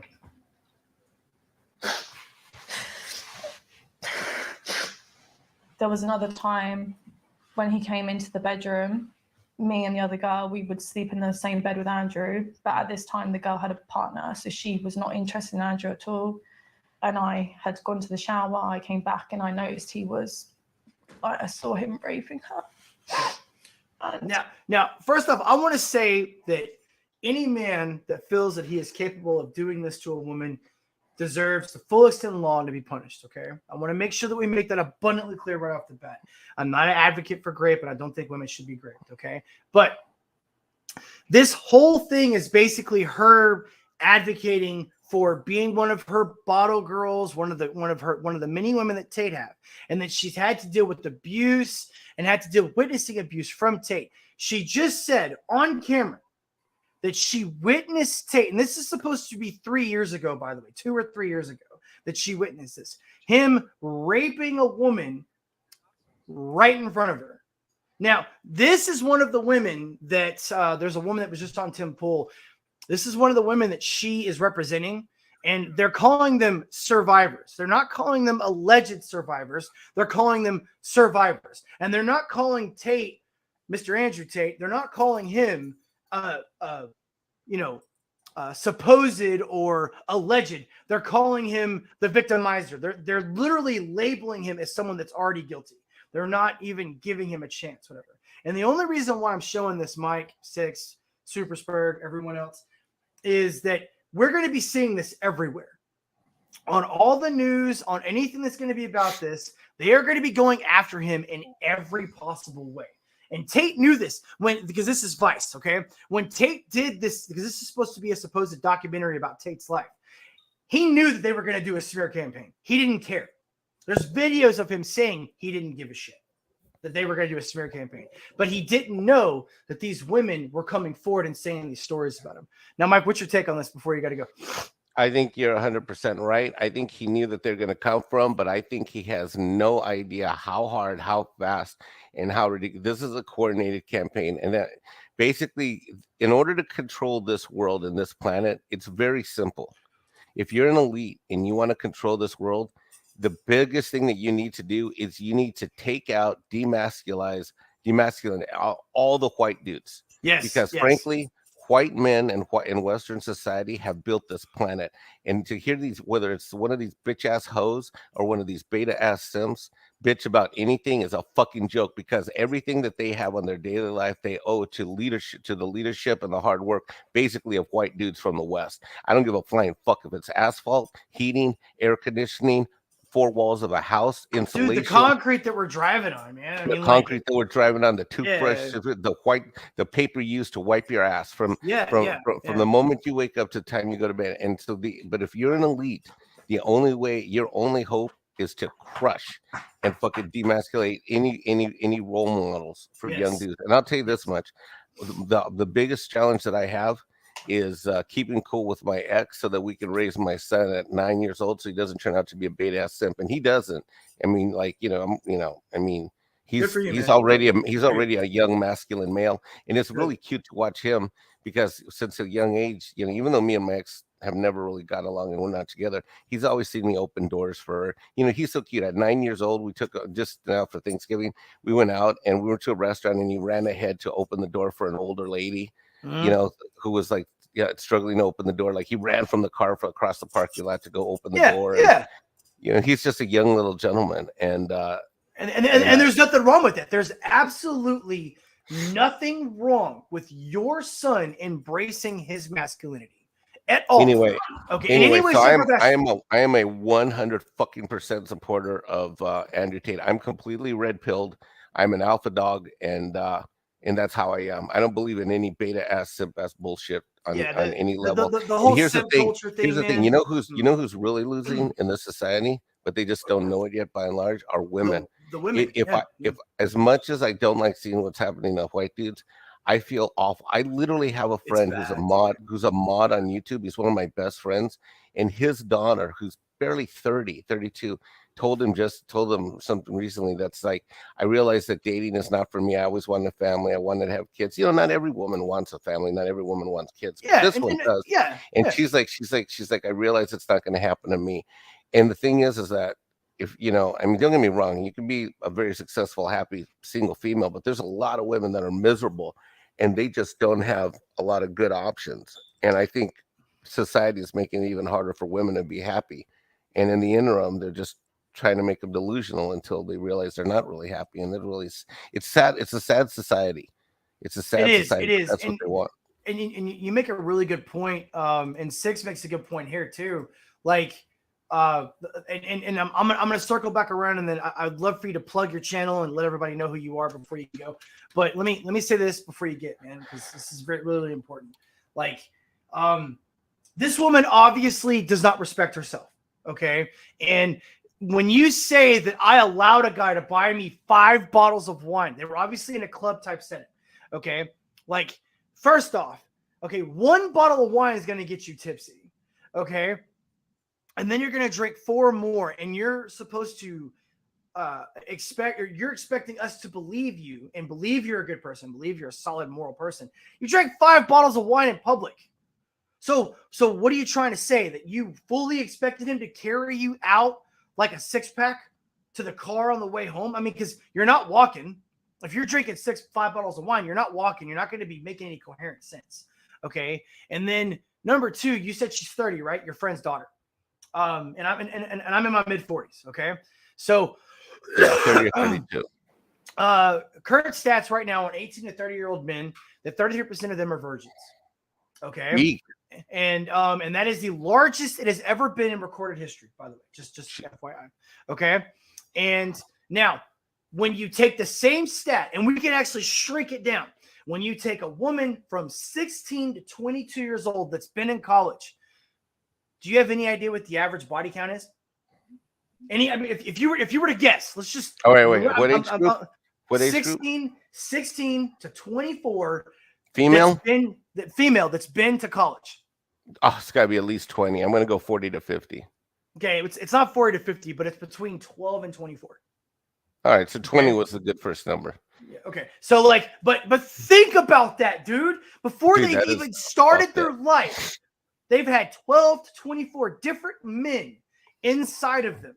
And when you try to explain to them, when you try to explain to these women, look, your sexual marketplace value is gone. You're gonna because it's the exact opposite, right, Mike? Think about it. 18 to 30, they're virgins, 33% of them. Okay. The rest of them, the average man at the age of 45 right now has been with 3 women, dude. 3.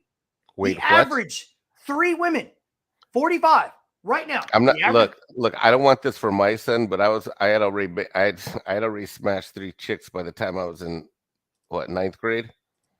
Oh, no shit. So you're Yeah, one dude, of I those lost guys. my virginity. Dude, I lost my virginity early, like fucking 8th grade. I lost mine at 18, and then it took another like probably 2 years in the Corps before I joined the Corps at 19, and then I got laid pretty quickly after I that. mean, if my Corps- kid does that, I'll fucking kill him. exactly but though, exactly right. And I became a total whore in the Marines, like total, like the full. Well, men are Hoorah. whores. Men Hoorah. are whore makers, but you understand my point, dude. I was banging the walls out, dude, in the Marines, man.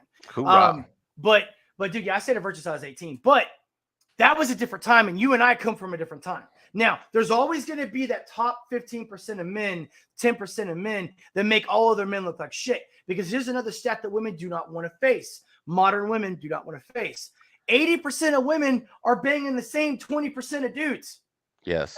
Ever since social media came out, the average guy's fucked.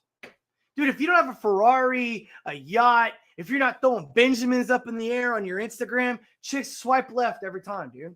All right. Yeah, well, I've never been that type. I'm not on any social media for dating apps. I'm a real world analog kind of guy. Like if I'm going to meet someone, I'm going to pick them up live. That's like, yeah. I'm infinitely better live than I ever would be on the internet. I don't photo well, and I really don't want to show off where I live on Hilton Head and my lifestyle. I mean, I just did my numbers last week, and according to the numbers, I'm in the top 6% of earners in the U.S. last year. The year before, I was in the top 4%. Congratulations. Well, the year before, I was in the top 4%. I don't know what's going to be this year. I got to set some goals. Well, but, inflation will probably change that, though, to be honest. I mean, Yeah, maybe. I mean, a lot of it was leaving California.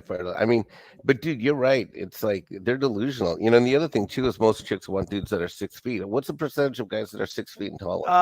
Right now, if they're it's not just 6 Isn't it like 8% or something ridiculous? It's 11% of men in the United States of America are 6 foot. Yeah, but when you adjust for gay and married, it drops. When you adjust for gay, here's the biggest distinguisher besides the 6 foot. Most women, and this is most women, not average, like 60 to 70% of women think the average guy makes between $80,000 and $150,000 a year. Dude, there's no fucking way. What the average guy must 37 make, to 55. Okay, I was going to say 35 to 50. And here's the thing, though. Here's the thing. That's actually not entirely accurate, because when you get up in the Chicago, kind of New York, okay, they're making like $150K a year just to be able to have a normal life. Dude, you go to Alabama and Oklahoma, the average dude makes 17 a year. Think about that. Okay, if you're in Oklahoma right now and you're making 20 grand a year, dude, you're doing good. If you're a regular guy, no shit, you can have a house, a nice truck. You can pay your cell phone. You can pay your insurance. Your family has food on the fucking table, and your wife might have to have like a part-time job. Seriously. But you go to fucking New York, if you're making less than 120 a year, dude, you're hurting like bad. Like if you have a family, your wife's not working, you got 3 kids, that's not a lot of money in New York, dude. I mean, you're paying I did a video on it. You're paying $3,000 a month for a utility apartment if you're in Manhattan. Think about that. Okay. So imagine telling that to a dude that's pulling $25,000 a year in Oklahoma. Okay. So when you talk to these women and they're like, oh, I wanted to be a 6 foot, no kids, never married, freaking $150K a year. It's like, dude, your guy's less than 1% of the population, but they don't think that. And of course, because they've been told since the day they were born that they're perfect the way they are and they can have as much dick as they want, they think they're all fucking 10s and that their value is like way the fuck up here. Like seriously. And then when you try to tell them, look, You're not the prize. Your guy represents less than 1% of the population. You represent 70 to 80% of the population. You know, where's the disconnect here? How do you not understand this? That's what we have to come back to. That and the fathers in the home. The fathers in the home are probably the biggest thing, man. That's why I say congratulations on sticking with your kid, working out with your wife. I know that's got to be tough, by the way. I know that's got to be hard. But, yeah, she's crazy. Yeah, and but God bless her for this, is that she is a fantastic fucking mom generally. Good, and good. she and I have gone from wanting to hate and kill each other to like focusing on co-parenting, and we get along great. In fact, sometimes we get along too well, if you know what I mean. Well, hey, you know, I don't advocate for ever going back, but hey, dude, if it works, I mean, if it works, you know, I'm not gonna hate. You know, Look, I'm definitely not gonna hate. look. Here's what I'm gonna say. There's nothing wrong with an occasional Slurpee when you go to the movies. You know what I'm saying? Yeah. You just don't want to. You just don't want to have a Slurpee machine in the house anymore. You know what I'm saying? I will say this. I'll say that men that have the capability of getting along with their exes, that have learned to think about their children and not think about their own needs, they're a step above. And that's what it is, and that's why I give her a lot of credit, because she cares more about our kid and our kid having a dad than she gives a shit about why we did or didn't work out. Exactly. And that's I got to run, brother. All right, man. Hey, Mikey, thanks for coming on, man. Of course, if you want to post your link for the chat, man, No, I don't care about my channel. I'll just say, you know, anybody watching this, like, subscribe, and you know what? Here's what I'll promote: like, subscribe this channel, and promote and share this channel with at least one friend. That's what I'm going to say. There you go. You hear, guys? All right, man. Mike, you're awesome. Freaking thank you so much, and I'll see you. All right, again. brother. If I don't All talk right, to you, good luck in the Philippines, or when you see Avatar, hit me up and we'll talk about it. Dude, when I watch Avatar, you and I will definitely do a whole. All right, and remember, what I do want to leave was hashtag Go Team Colonizer. All right, man. You take care, bro. Take care. Later. All right, guys. Back to it. That was great. That was Mike. I met him through him and Six are both friends that I've met through Andre and Midnight's Edge. If you guys haven't checked out Midnight's Edge and you're geeks and you're gamers like me, please go do it. It's a really good channel. They talk about, you know, the old school comics, new school comics, movies, TV. It's just a good show. I have a great time with them. And you know, they're really cool peeps. I like them a lot. Okay, Super Spurg. So I remember I would hang out in the mall, a group of girls who would invite me in the movie theater with them. Yeah, dude, I would do that shit too. I'd sit outside and talk to them. Then I would date the girl that liked me, and I'd choose. Yeah, well, back then we could actually talk to them without being called sexist or, you know, mansplaining or whatever. You know, now the courting system is fucked up. No shit, right? Because there is a lot of degeneracy going on. Yeah. All right, so that was cool. I wasn't expecting to come on, so we lost a lot of time. Let's go through some of the big ones. I'm going to kank this one. I wanted to talk about a couple things that were cool. This one is actually, I don't know how real this is, but if it is real, it would be a first thing. You know, I don't think that it's going to happen, but this is from RSBN. I'm guessing this is a Republican newspaper. Supreme Court to consider election case that seeks to remove Biden and Harris from office. This is January 6, 2023. Okay. The U.S. Supreme Court, SCOTUS, has docketed a 2021 lawsuit from Roland J. Brunson that takes a swing at the legitimacy of those in Congress who voted to certify the 2020 presidential election results despite evidence fraud. According to an official website from Roland, let's call him RB, I hate saying his name, both himself and his brothers witnessed the 2020 election along with claims from members of Congress that the election was rigged, per the website. RB's brothers, Loy originally filed a complaint in Utah that got stuck in the federal court. So they got together and decided to have their brother, Roland, file the identical lawsuit with his name on it in Utah's 2nd District. Via Just the News, the court will decide whether or not the case will receive a hearing. In his lawsuit, RB made the following allegations. Mr. Brunson filed a pro se civil action in Utah State Court against hundreds of members of Congress, President Joseph Biden, Vice President Kamala Harris and former Vice President Michael Pence. He alleged that before accepting the electoral votes on January 6, 2021, the defendants intentionally refused to investigate the evidence that November 2020 presidential election was fraudulent. Mr. Brunson likened defendants' conduct to an act of war against the United States Constitution that violated their oath to uphold the Constitution and his right to participate in his honest and fair election. Now, that's the part that I've always gotten people on. This right here. Like, they take an oath to protect the Constitution. And any time that they would have engaged in any type of voter fraud, if it was voter fraud, YouTube, not saying it was, in Minecraft, YouTube, calm down. All right. This is the part that always gets me. If you're violating your oath to uphold the Constitution of the United States of America by implementing a fraudulent voter system, that's treason. And we all know what happens when you're guilty of treason. So will this happen? It's obviously a Republican look. It's the pillow guy. Will this happen? Probably not. I don't see it. I remember dating a girl before. She lied about everything. I mean, yeah, dude. Well, sometimes chicks lie. Yeah, sometimes dudes lie. Just seems nowadays more chicks lie than they don't. You know, it's just weird. But I don't think that it's going to happen. I don't think that we're going to see anything other than just more bullshit. But hey, what are you going to do? All right, I got something cool here for you guys. You guys are going to like this. This is apparently a stream of Biden gaffes. She told me she had a BMW and lived in a lovely apartment. When I dropped her off, she had a shitty car and her apartment was messy. She had kids. Never date a chick with kids, man, if you can avoid it. All right. Don't be mad at me, ladies. Sorry. Don't be mad at me. But look, unless you're an established male, this is to all the young men out there. Unless you're an established male that can handle that kind of responsibility, I tell all the men that I train and teach, look, do not date a woman that has kids. You're not ready for it. Okay. Those are not your responsibility. All right. I promise you, it's going to be more that you can chew. If you're older, wiser, and able to handle children that are not yours, that's when I would say do it. But look, find someone younger, preferably 10 years younger than you when you're 30, 40. Okay.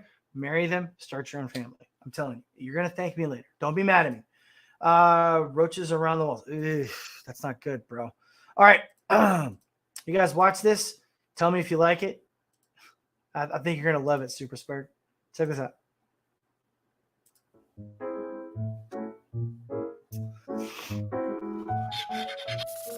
Biden's being in retirement, we little boy losing your social nothing beyond our capacity of climate devastation. The emerging global clean energy. France was our first ally, first country to fly the American flag after our revolution. And Frank, COVID-19 prices of fuel automobiles are being. Thank you for the information today. Jackie, are you here? Where's Jackie? This is the United States Khmer, for God's sake. Khmer. Set of achievements. The spirit of Marcus Lafayette. No. I'm not opposed to guns. And may God protect our troops. All women and men are created to be honored and respected. Of course, it's always painful when gas prices. Put politics aside. Rural versus urban. It's like new collaboration between Microsoft and Visa. The fastest way to restore what? Significant ability. Savings on your utility bills. That's just wrong, dude. That's just wrong. All right. I don't show a lot of that because even though I'm not a big fan of Biden, I really don't like disrespecting our president. But all right. Oh, dude, Apex, what's up, bro? How you doing, man? Good to see you. I was asleep during your show, but if it makes you feel any better, I was up at 4:30. So, you know, I apologize, man. It's good to see you, though, man. Oh, I have something for you. Okay, give me a second. I was hoping you were going to come on today. I actually have something for you.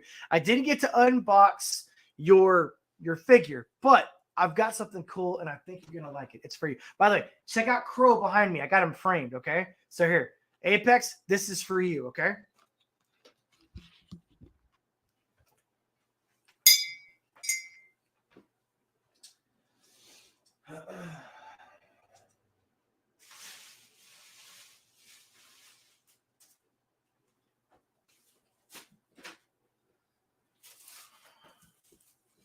What are you doing, Lil B?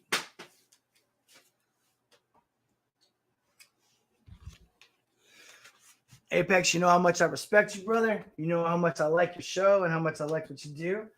Well, I am a huge Star Trooper fan because, you know, they basically represent Marines. That's pretty much what they are. So, here. I have an artist that I like. I see him at a theater that I go to every now and then, and I'm unboxing this. So check this out, man. I hope you like it. Whenever he gets me pictures that I like, I go and I have them framed.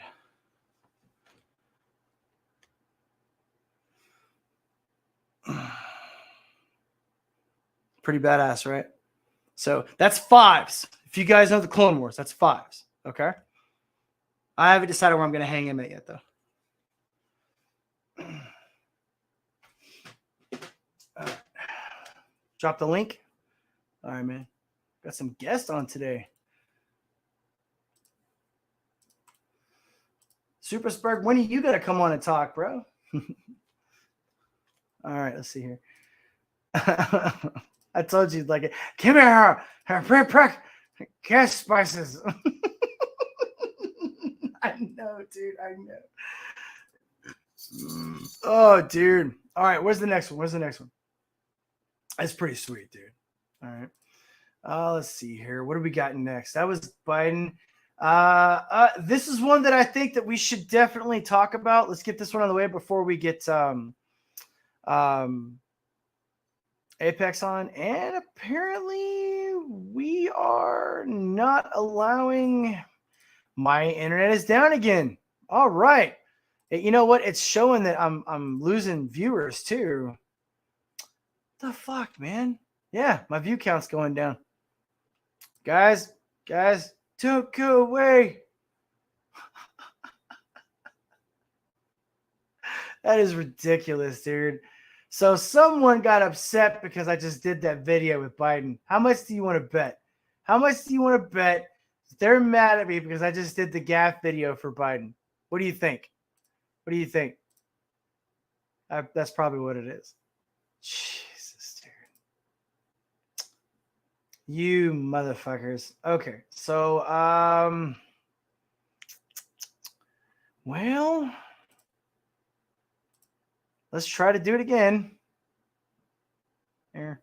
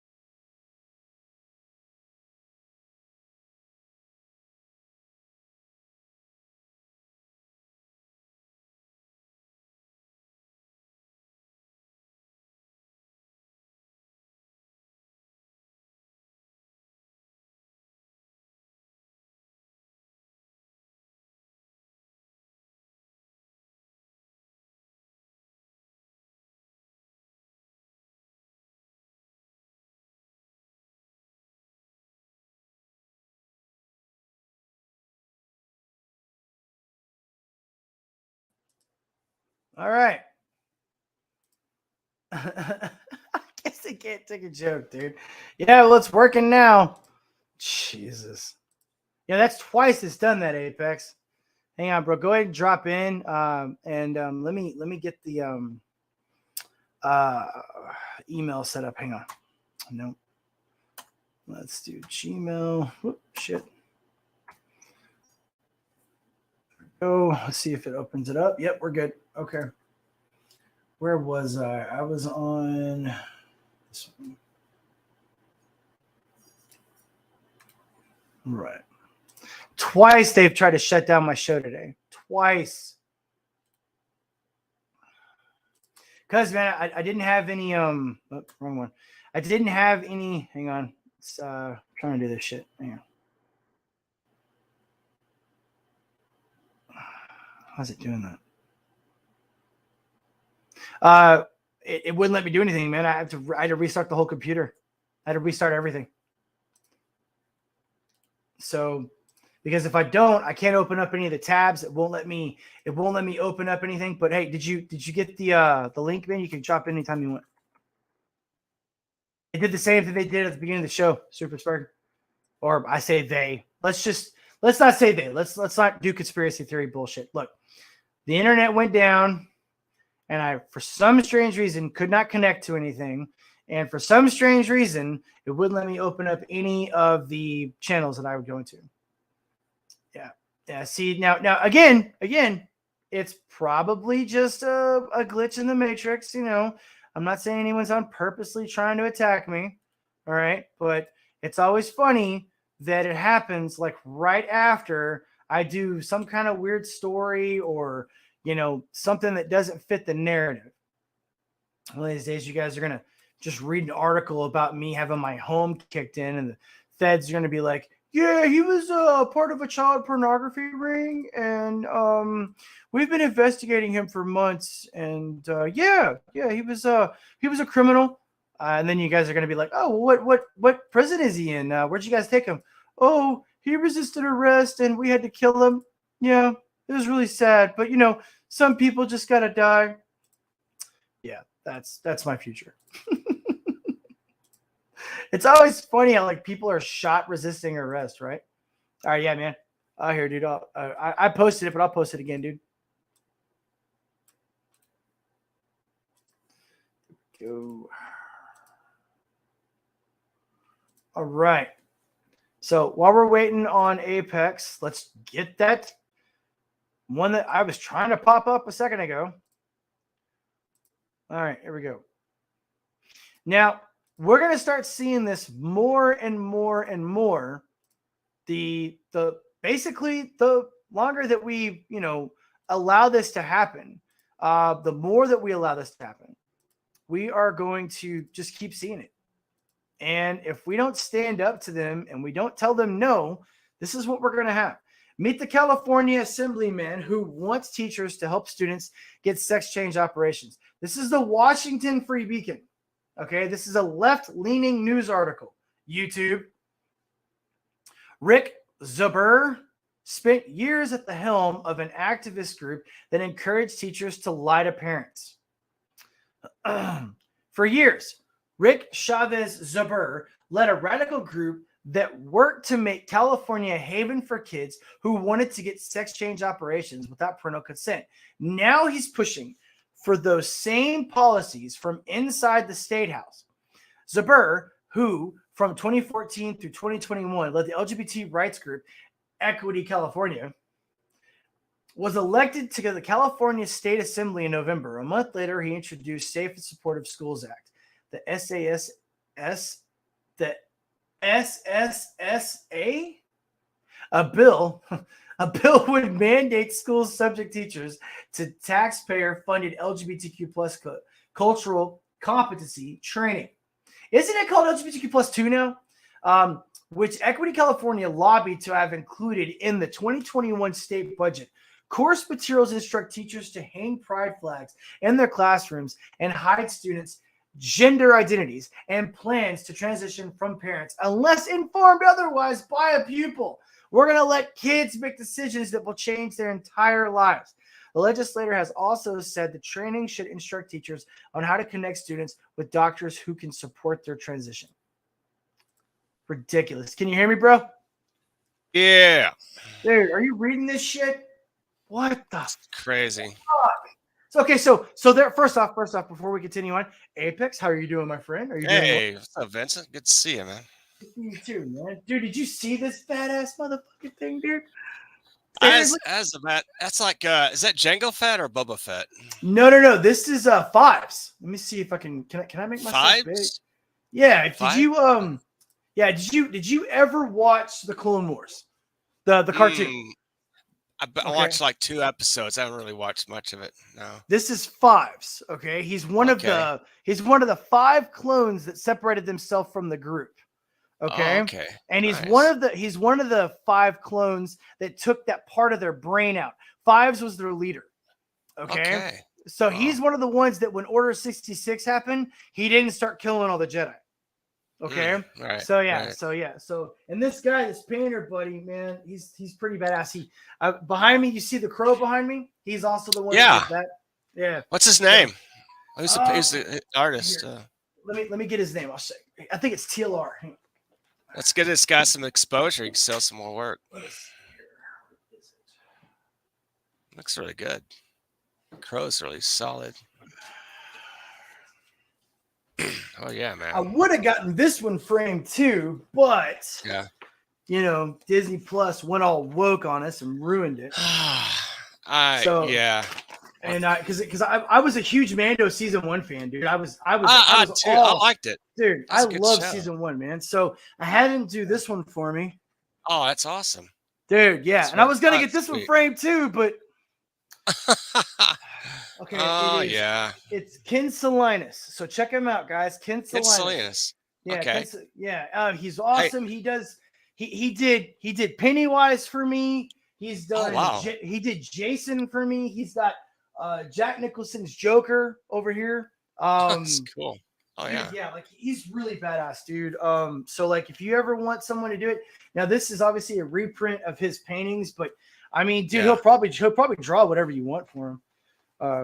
But yeah, dude. So whenever I get him one, I always go over to Hobby Lobby, and you know, I've always loved the Crow. I don't know how much you like Crow, but Crow's I like always been Crow. like, yeah, dude. He's I have like, I've signed Jim O'Barr Crow comic, so yeah.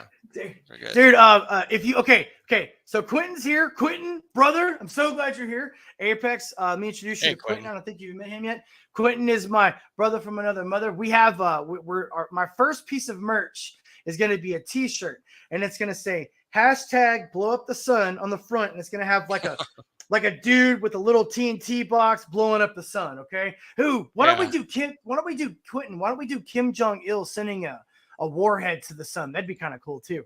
And then on the back, it's gonna say, because the sun turned me black, so it's racist.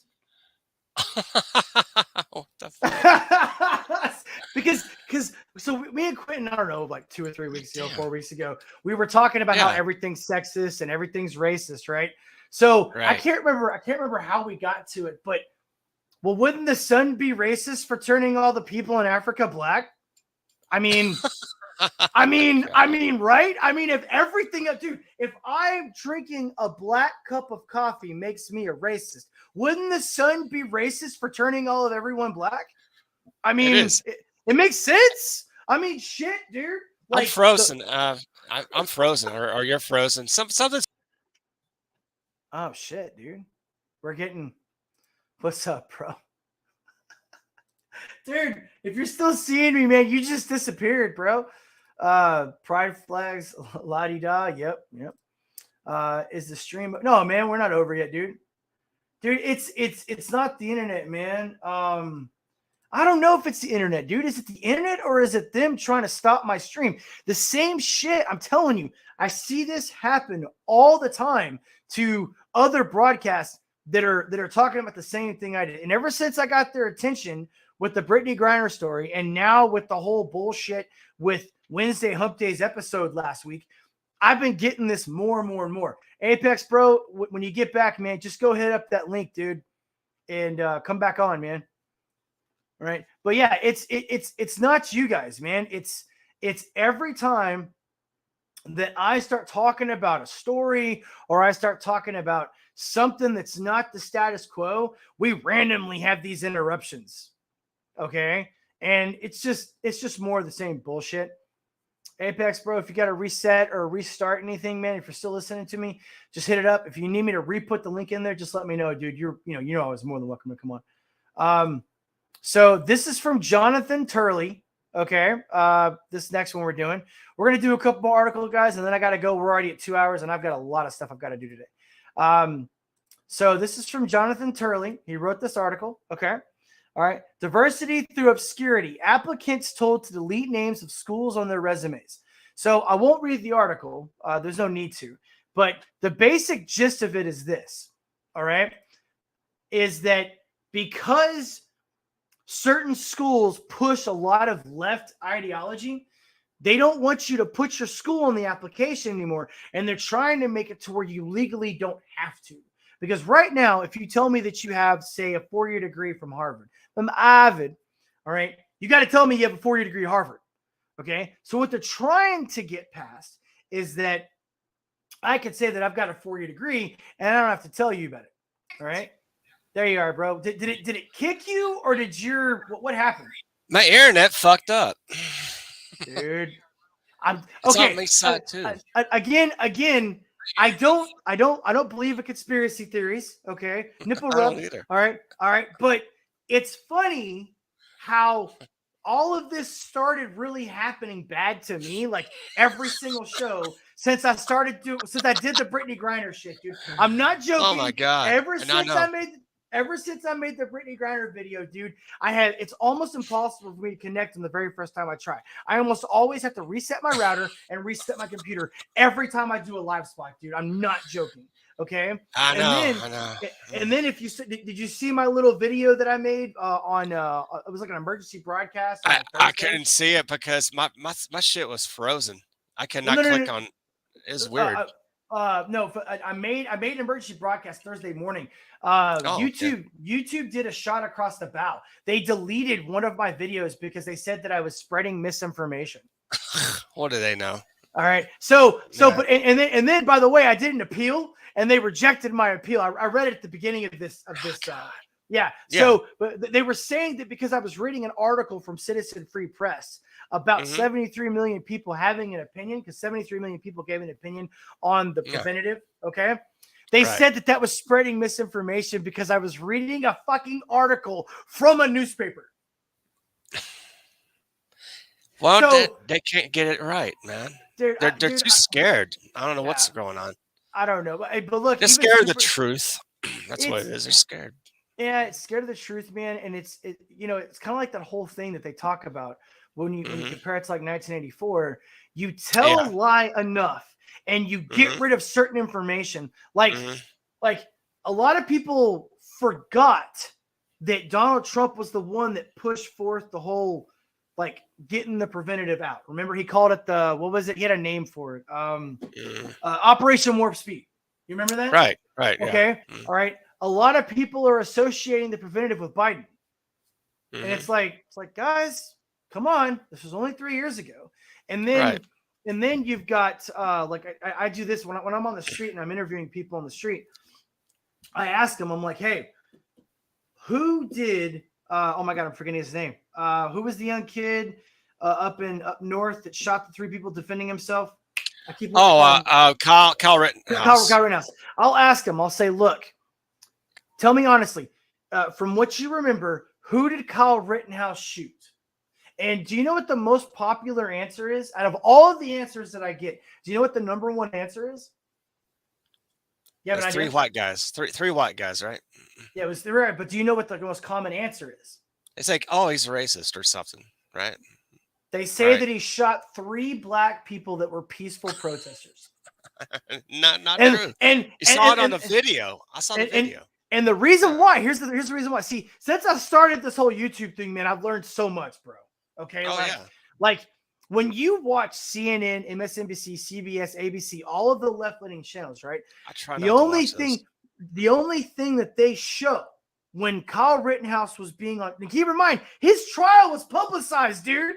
You could have just go watch the trial. Okay. The only thing they showed was white Trump supporter, militia, gun-toting racist man shoots 3 Black Lives Matter protesters. That's all it said. That's it. Okay. They never say that one of the dude was released from a mental institution because he was a child molester, 24 hours. Right. Dude, he was literally holding the bag with his soap and toothbrush in it. That's true story. Okay. And he doesn't Right. say that the other guy that had the gun literally pointing at him like this in the video, okay, was Yeah. about to shoot him. I mean, dude, Mhm. it's crazy, but I'm going down a rabbit hole. That's literally the way people think right now, man. Like, because for some reason, and I don't know if this is just a product of our generation right now, or if it's because of social media. I'm sure the more I get into this and the more I watch and the more I learn, I'll be able to figure out more and more. But we have a tendency now, man, to basically wear horse blinders and Yeah. not want to see what's around us, because if we ignore it, it's not there. That's kind of the way we do it now. But anyways, enough of that shit. How are you doing, man? How was Christmas? How was New Year's? That was great. Yeah. Great Christmas. Great New did Year's. you, yeah.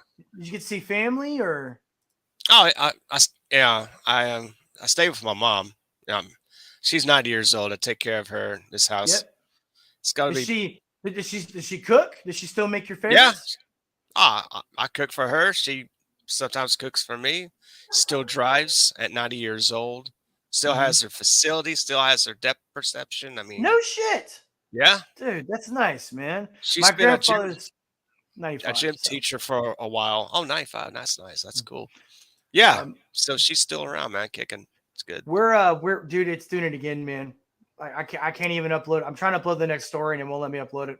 Oh my god. Dude, it's so we'll just me and you can sit here and talk for a couple minutes. We always talk, just it's fine. Yeah. But and I got to ask a couple questions. And if you want to, man, go check out some of the videos I made while I was on the thing. Because I got a staccato. I don't know if you heard about that, but I got a staccato. Okay. A staccato. Do you know what a staccato is? No. Okay. So there's a meme going on the YouTube right now called "You came to the range and you didn't even bring a staccato." So a staccato is this fucking it's fucktarded, bro. It is so good. Okay, I can hit from 100 yards away with a 9mm pistol. Oh, okay. All right, and it's not cheap. I don't want to talk about the price. I don't like bragging on my show. Guns are not okay. Guns are not cheap. They're expensive. This one costs, if you know anything about guns, which you should because you're Navy. All right. This one costs about as much as a good long rifle with a decent piece of glass, and it's a pistol. Oh wow. That's how expensive this thing is. Okay. Yeah. And I've fired over 100 pistols. Probably if I were to count how many rounds I've fired, it's probably in the hundreds of thousands, obviously. But I've competed with pistols. I've worked on pistols. I've fired a lot of pistols. I've never fired anything like this in my life, dude. So there's a couple of videos that I made while I was there on my 22 Magnum rifle that I've been working on. I got this cool little 22 Magnum fucking Rossi, dude, and it's like it's one of those weapons that is total bullshit because it shouldn't exist. The only reason why it exists is because I've literally made it, But it has no kickback because I've literally had the barrel board with a compensator and it's got a heavy bipod on it with $1,000 scope on top. It's fucking badass, dude. It's so badass. But I made a couple videos while I was there with grandma and grandpa, and my grandfather is this will probably be the last Christmas that we have with them where he can remember us. Oh man. Unfortunately. Okay. Ouch. And that's why it was so important. I had to go and but it was really good, dude. I got to see Biscuit. That's what I was telling you. If you want to go on my channel and look at the video I made, it's got about 800 views right now, but look at Biscuit. He's a 35-year-old horse, dude. I don't know if you know anything about horses, but that's old for a horse. A little bit. Bro. That's old. That's really old. Wow. And he's all fuzzy because it's winter. So he looks like a chia pet because it's winter, And there's this one cow because we have 245 acres out there, and there's this one cow. Texas. It's West Texas, and that's right. Yeah. Okay, it's Brownwood area. Mm-hmm. Yeah. That's where it is. Okay, cool. and we're on top of the hill though. We're not at the bottom of the hill. I don't know if you know. I don't know about that. But but there's this one cow, man, and dude, I'm the only fucker she does this to. She will follow me around the whole time I'm on the land. She will not leave me alone. I could be on a quad bike in my truck walking around. She will fucking find me, dude. Because this one time I hand fed her hay. And every time I go now, dude, every time I go to Lynn, she knows me, man. And she's got these big ass horns, dude. Like they're like, I'm not joking. They're probably longer than my hands are right now. All right. And I'll come around a corner and she'll be chasing me and shit. It's pretty funny. But no, man, we had a good time though. We found a dead cow. We don't know what killed her. Yeah, we've got about 100 head. I think it's 100 head of Angus. And one of that's the sweet. Yeah, and we think she just gave birth because she was hollowed out by the hogs, but it looks like she just gave birth, and it was right after that cold freeze. Remember, it was about 8 degrees for 2 days. So we think something killed her, and then she froze because we were sitting there having Christmas morning breakfast, and we saw the vultures above. Oh her. shoot! So yeah, so I got a video of that on there, and just I had a really good time, dude. Like getting out there to West Texas, man. Having fun with the family it's rare. So I really did enjoy myself while we were doing it. But right on. Yeah, and I'm the cook of the family. So every time I go, they always want me to bring something new. So I've been working on this one dish, and I'm trying to make it a family thing now. It's macaroni and cheese and tomatoes. Okay. Oh yeah. And it's dude, it's fucking bomb, dude. Like it's like a casserole, So I don't know how much you like macaroni and cheese, but I love it, man. It's good stuff. Dude, I can't eat a lot of it, but I love it. It's like one of those like love hate. Yeah, I know. It's like I hit the gym after this, guys. Just sweat it off. Oh, dude, like when I do like yesterday was pulls and abs. Yeah. So I work out for like 2 hours, and it's like super heavy lifting. That's the only day that I can have carbs is when I do those like super hardcore days, right? Exactly. So, you burn it off, man. Yeah. So you have to build your muscles, So like I'm sitting there and I'm like working out. And I'm like, I'm gonna have spaghetti and I'm gonna eat this kind of bread. So I don't care anymore goes around. Yeah. So like I met my buddy over at Buca de Pepo. And man, we had like a big old bowl of spaghetti with meatballs, and I'm like sitting there eating bread and all. Boy, like I'm a couple Italian guys. Like, yeah, hey, what's your boy? Hey, let's have some more. And he's my Air Force buddy. So like he's nice. He's older than me. He's a little bit younger than you, but he's older than me, and he's traditional Irish household. So cool. A fancy meal for him is like a cheeseburger with pickles. That's like that's like fancy food for him, right? So I'm always like taking him to cool places. This is his first time he ever had spaghetti and meatballs. Never had it before in his life, ever. And and it's at Buca de Pepo, so he's getting like good shit. And remember the meatballs at Buca are this big. Okay. Huge. Yeah. So like we're sitting there and I'm giving him his half and I'm teaching him how to. I'm teaching a 55-year-old. It's like one of my best friends. I love him to death. I'm teaching him how to like curl up spaghetti, and eat it. And he's dude. Oh my god, you should have seen his eyes. He loved every fucking bit of it. Dude. It was so cool, man. But no, dude, it's been good for me. The last couple of weeks, Grandma got everybody sick at Christmas. She had a cold. They didn't know she had a cold, and we're all in the kitchen cooking, right? And well, hey, nobody. I said, look, I said, Mom, don't worry about it. Nobody bitched about eating your food. They just got sick. No big deal. So, but no, man. So, anyways, so what's new, dude? We haven't had a chance to talk in about 2 weeks. So, what's new in your world? Well, let's see. I am. My latest video is putting together a mini comic. Okay, Madam X mini comic. Subscribe to my channel, ring bell for notifications, and you'll see this video doing a mini comic, Madam X. So it's like a good 6-minute video, I think. It shows the basics how to do one. Okay. And this is my 35th anniversary of putting out these mini comics. Yeah, here it is right here. Did this in 1998.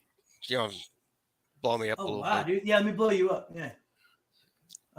So there we go.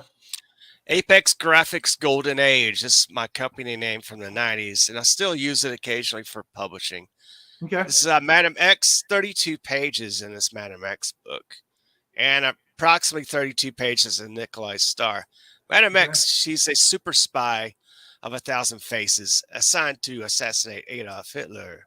Ooh, nice. Nikolai Starr, who's a Russian POW in a Nazi war camp, is subject to experiments along with his colleagues through different mutations, and he gains superpower of he's a chromium steel man. He's also known as Nikolai Steel after this publication. So yeah, these are two mini comics for $10, postage paid. I'll go and put the link in the chat. Yeah, please do. Yeah, definitely. Cool. Definitely. Yeah. And so, of course, yeah. I always meant to ask you, so how long have you been drawing and writing comics? Oh God, most of my life.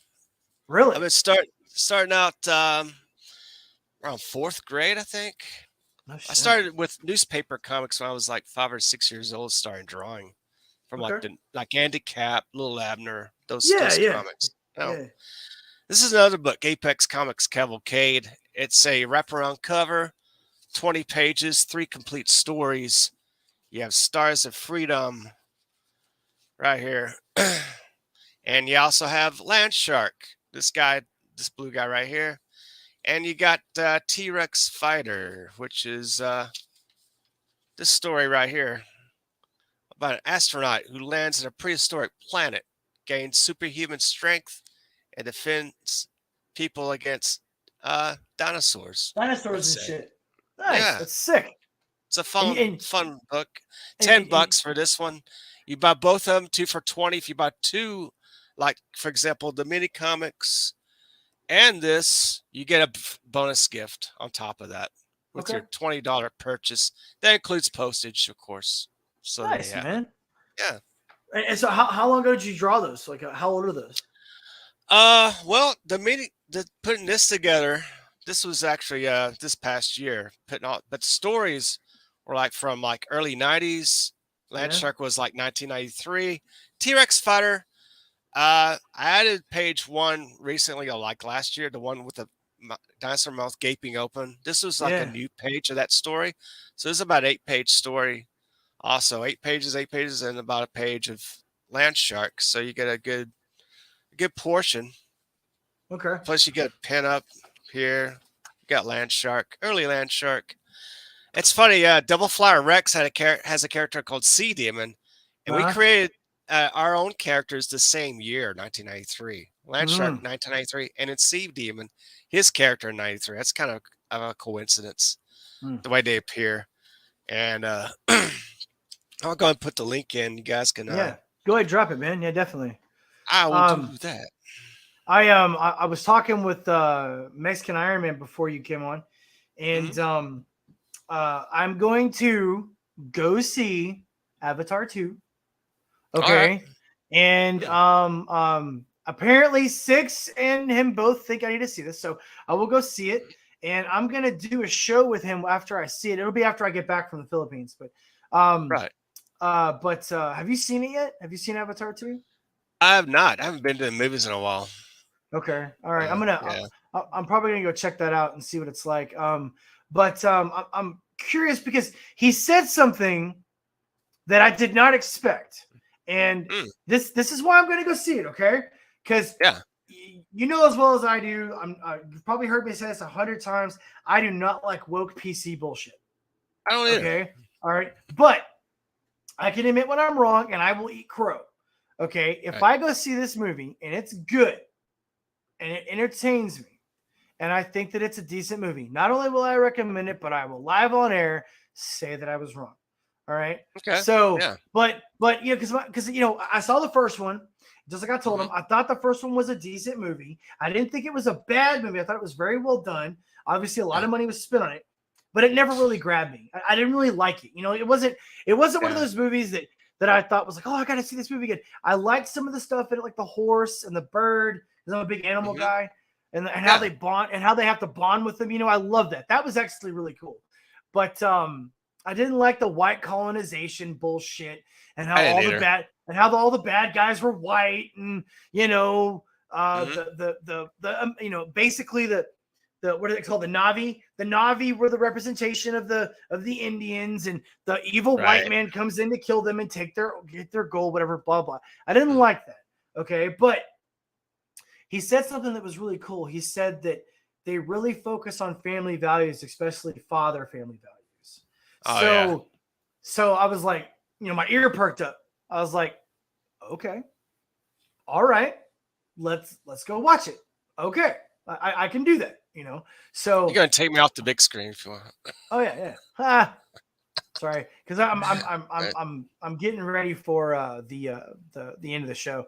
But yeah, because I've already been on for 2 hours, bro. Oh wow, cool.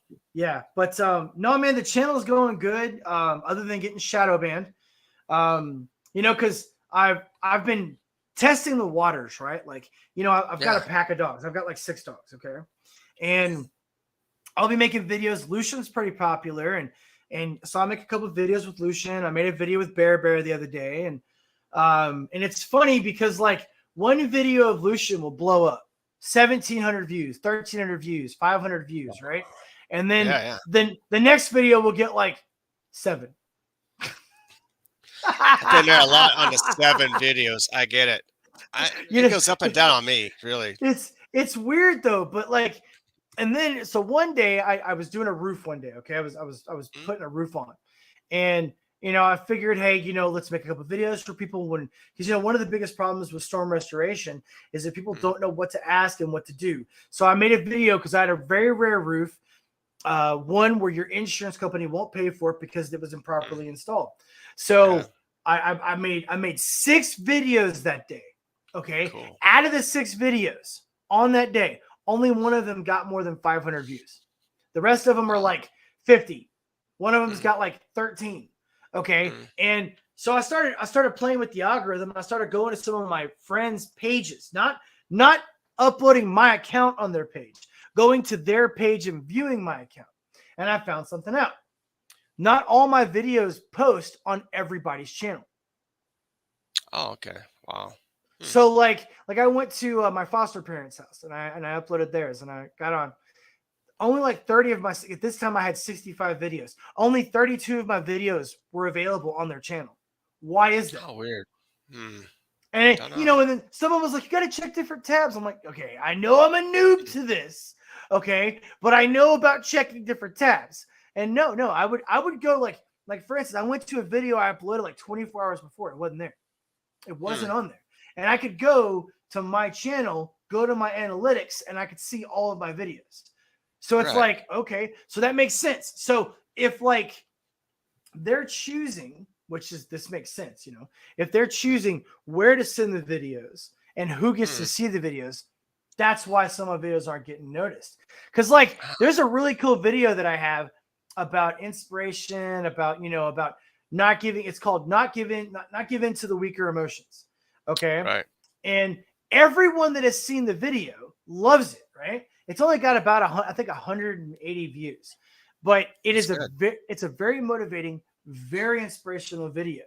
And I don't see it on a lot of people's platforms. That's kind of weird. So, I mean, again, I don't buy any conspiracy theories. I just think that YouTube has an agenda. All right. If you talk about certain things, they're all for it, because I guarantee you, if I was a white bald dude and I wore pink fucking makeup and lipstick and painted my fucking nails and talks about how horrible Donald Trump was and how great Rings of Power was, I guarantee I'd have 5,000 fucking followers and like 20 people, 25 people watching me on every live show. Okay. And every one of my videos would be all over the fucking place. All right. Yeah. But that's just the way it is, man. I mean, some of the videos that I watch, and when I this is my last broadcast before I leave. So, a lot of the channels that I, clip or watch or whatever, because I don't just watch people that agree with me. I watch people that don't agree with me too. Right. And dude, they've got like 1.5 million subs, dude. And they're not funny. They're not funny, dude. No. All they're doing is saying stuff like Andrew Tate's a misogynist. That's it. That's it. like Donald Trump was a racist, and it's like, yes, oh my God, yes, you're so right, and it's like, Right. it's like, okay, like, what about that one dude, the freaky looking motherfucker that just got fired? He's the bald guy that wore makeup and had a dress and worked in the White House or whatever. Like, he stole luggage, right? Stole luggage, man. Yeah. All right. Dude, the guy has he did. I don't know if he still does, but he had 800,000 followers on Instagram or some shit like that, dude. And it's not because he makes good content. It's because he's a 6 foot tall bald guy that wears heels and a dress. Yeah. That's why. Okay. I'm sorry, but I think that there's a lot more entertaining people than that motherfucker on YouTube. Oh God. One of my favorite people I watch, he's only got 3,000 followers, man. But he's a black guy, and all he does is talk about fucking DoorDash. All right. He has a huge, massive. It's called Hot Facts. Okay. He's a cool guy, dude. He's confident. He's full of masculinity. He knows exactly what he's talking about, but he's only got 3,000, 4,000 followers. Okay. Gosh. But make him a woman, make her a lesbian, make her a trans man. Okay. 50,000 followers, dude. Guarantee it within a day, So, but anyways, man, if there's anything you want to promote before I get off, go ahead and knock it out, bro. And then I'll say my last bit, and then I'll go. Okay. Well, here is my upcoming project. Well, of course, I got FemBat gonna be on the FemBat. Yep. Mailing list soon. We'll figure that out. But go ahead and blow me up. All right. This is the back cover of the upcoming Ash Can, the Creep, and FemBat and the Creep. FemBat, it's like it's gonna be this is the back cover. The Creep. It's going to be around 6 or 7 pages of the Creep and about 6 or 7 pages of FemBat rolled into a nice mighty ash can. Nice. Of course, the size is going to be smaller than this is the actual art for the back page. See the Creep looming over the city. Oh man. Grabbing. It is so cool, dude. Yeah. 2 terrified chicks there. Oh no, it's the Creep. Hide. Always got to have hot chicks in comics, man. Yes, it sells. And dude, so I'm an original Psylocke fan, man. She was my crush. Psylocke, yeah, I've got. I was all team Psylocke, bro. All team Psylocke. Yeah. Good girl. Badass. She ended up getting with Archangel. Remember? That was her. Oh yeah. I think I got that issue. Yeah. And then that was also the story arc that Archangel's wings got rid of the metal and grew back. And then to wings. And then he got angelic powers. That was a cool story arc, dude, where he actually got powers of angels. That was a badass story arc, man. Where do we see that shit? Why isn't that on TV? Why? You know what? It needs to be on TV. Dude, I would watch a movie if it was just about Archangel and Psylocke. I might be one of the very few. Okay. Oh but yeah, dude, that's a romance right there, man. That's a love story. That would sell. Okay. It's a love story. It would be a retribution. It'd be, dude, imagine if we made a 2.5 hour long movie. We start off when he's in the apocalypse outfit, right? The blue and the what? Go shrink me down. Oh, sorry. Imagine if we decided to make it into a 2.5 hour long movie. Okay.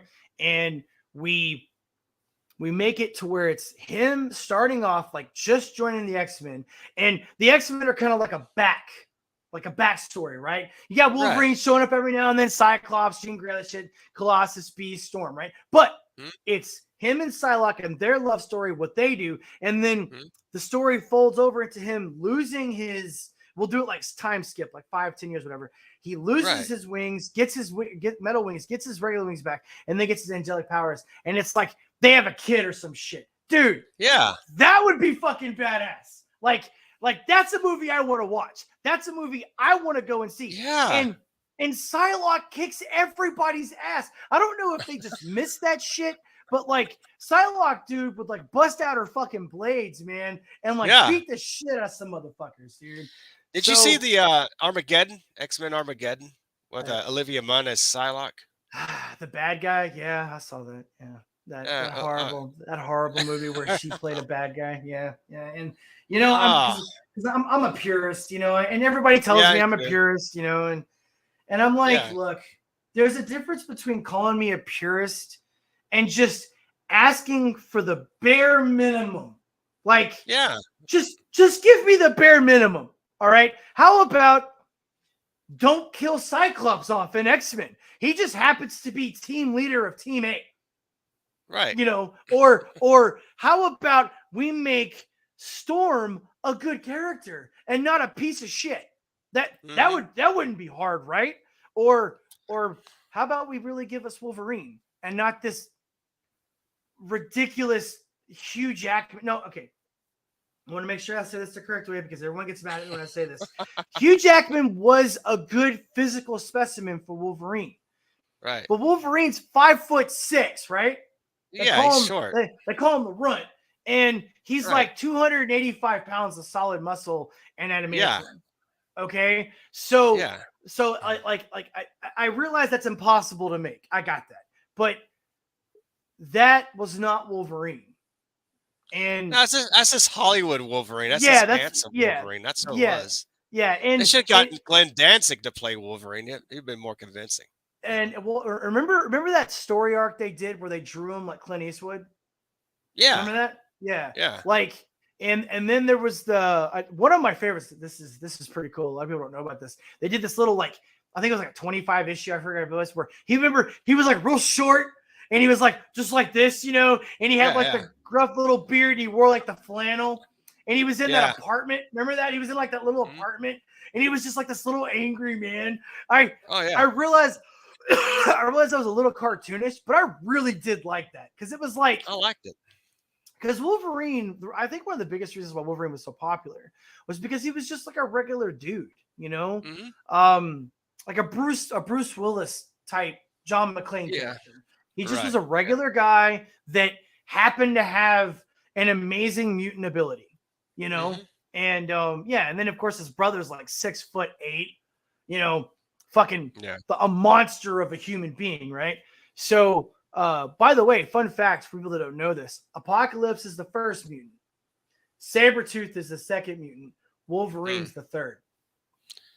What about Namor? What about Submariner? Technically, he's not a mutant. Remember, he's an Atlantean. Oh yeah, Atlantean. How did he get his powers though? It would be magical based. It wouldn't be mutant based. It would be magical based, unless they're going to say that he's a mutant of Atlanteans. Is that what they're saying? I don't know. They changed. I hated the Wakanda Black Panther. Wakanda forever. That's not even that guy. Yeah, I don't. That's not canon to me, man. That's Namor. No. Fuck that. No. Namor. That's not my Namor. He's what? He's 2,000 years old, right? Isn't Namor 2,000 years old? In that movie, yeah. In that movie, yes. But no, actually, Namor was born like early 1920s. 1920s, yeah, because he was one of the first. He was one of the first characters in comics, right? Yeah. So World War II, yeah. Yeah. So he would, but I'm telling you, like, I think they always he's like, one of the mystical characters, and because the little wings on his feet. Yeah. It's like magic, right? It's Hermes wings or whatever. So it's Hermes, yeah, something like that. So he wouldn't be a mutant, but no, the three oldest mutants. It's Apocalypse. He's the first mutant. Then you have Sabretooth, which was born like 2 years or 3 years before Logan was born. All right. So, and a lot of people don't know that. A lot of people don't know that that's how it works. Because, and also people forget that X-Men were mutants. That's where the term X-Men comes from. They're not superheroes. Okay. They're a totally different class. Like try explaining Sentinels to these motherfuckers, dude. They don't get it. They don't understand it, Like, so, but anyways, Apex, thank you, man. I really do appreciate it for coming on. You guys are awesome. Everyone that stayed super spurred, same from the beginning. Final thoughts about Andrew Tate. Look, he's got about 15 more days in the slammer, I think, before they release him. They are going to do everything they can to slam him. Everyone, chill the fuck out. Wait. Let's see what evidence we got. Don't believe some fucking whore on a video about her getting 5 bottles of wine. Okay, wait. All right. And to the men and women out there, I was Apex. I don't think you ever seen my closing before, but this is what I always do. To the men and women out there that are lost, you know, the ones that think that it's hard and you don't have anyone to turn to. Look, it's not as bad as you think it is. Okay. Sometimes I realize the life gets hard, world gets hard, right? Sometimes you got to pick yourself up, dust yourself off, and move on. If the world's hard and you think you can't do something, it's probably a lot up here. You got to get out of your own way. Get up. Stop making excuses.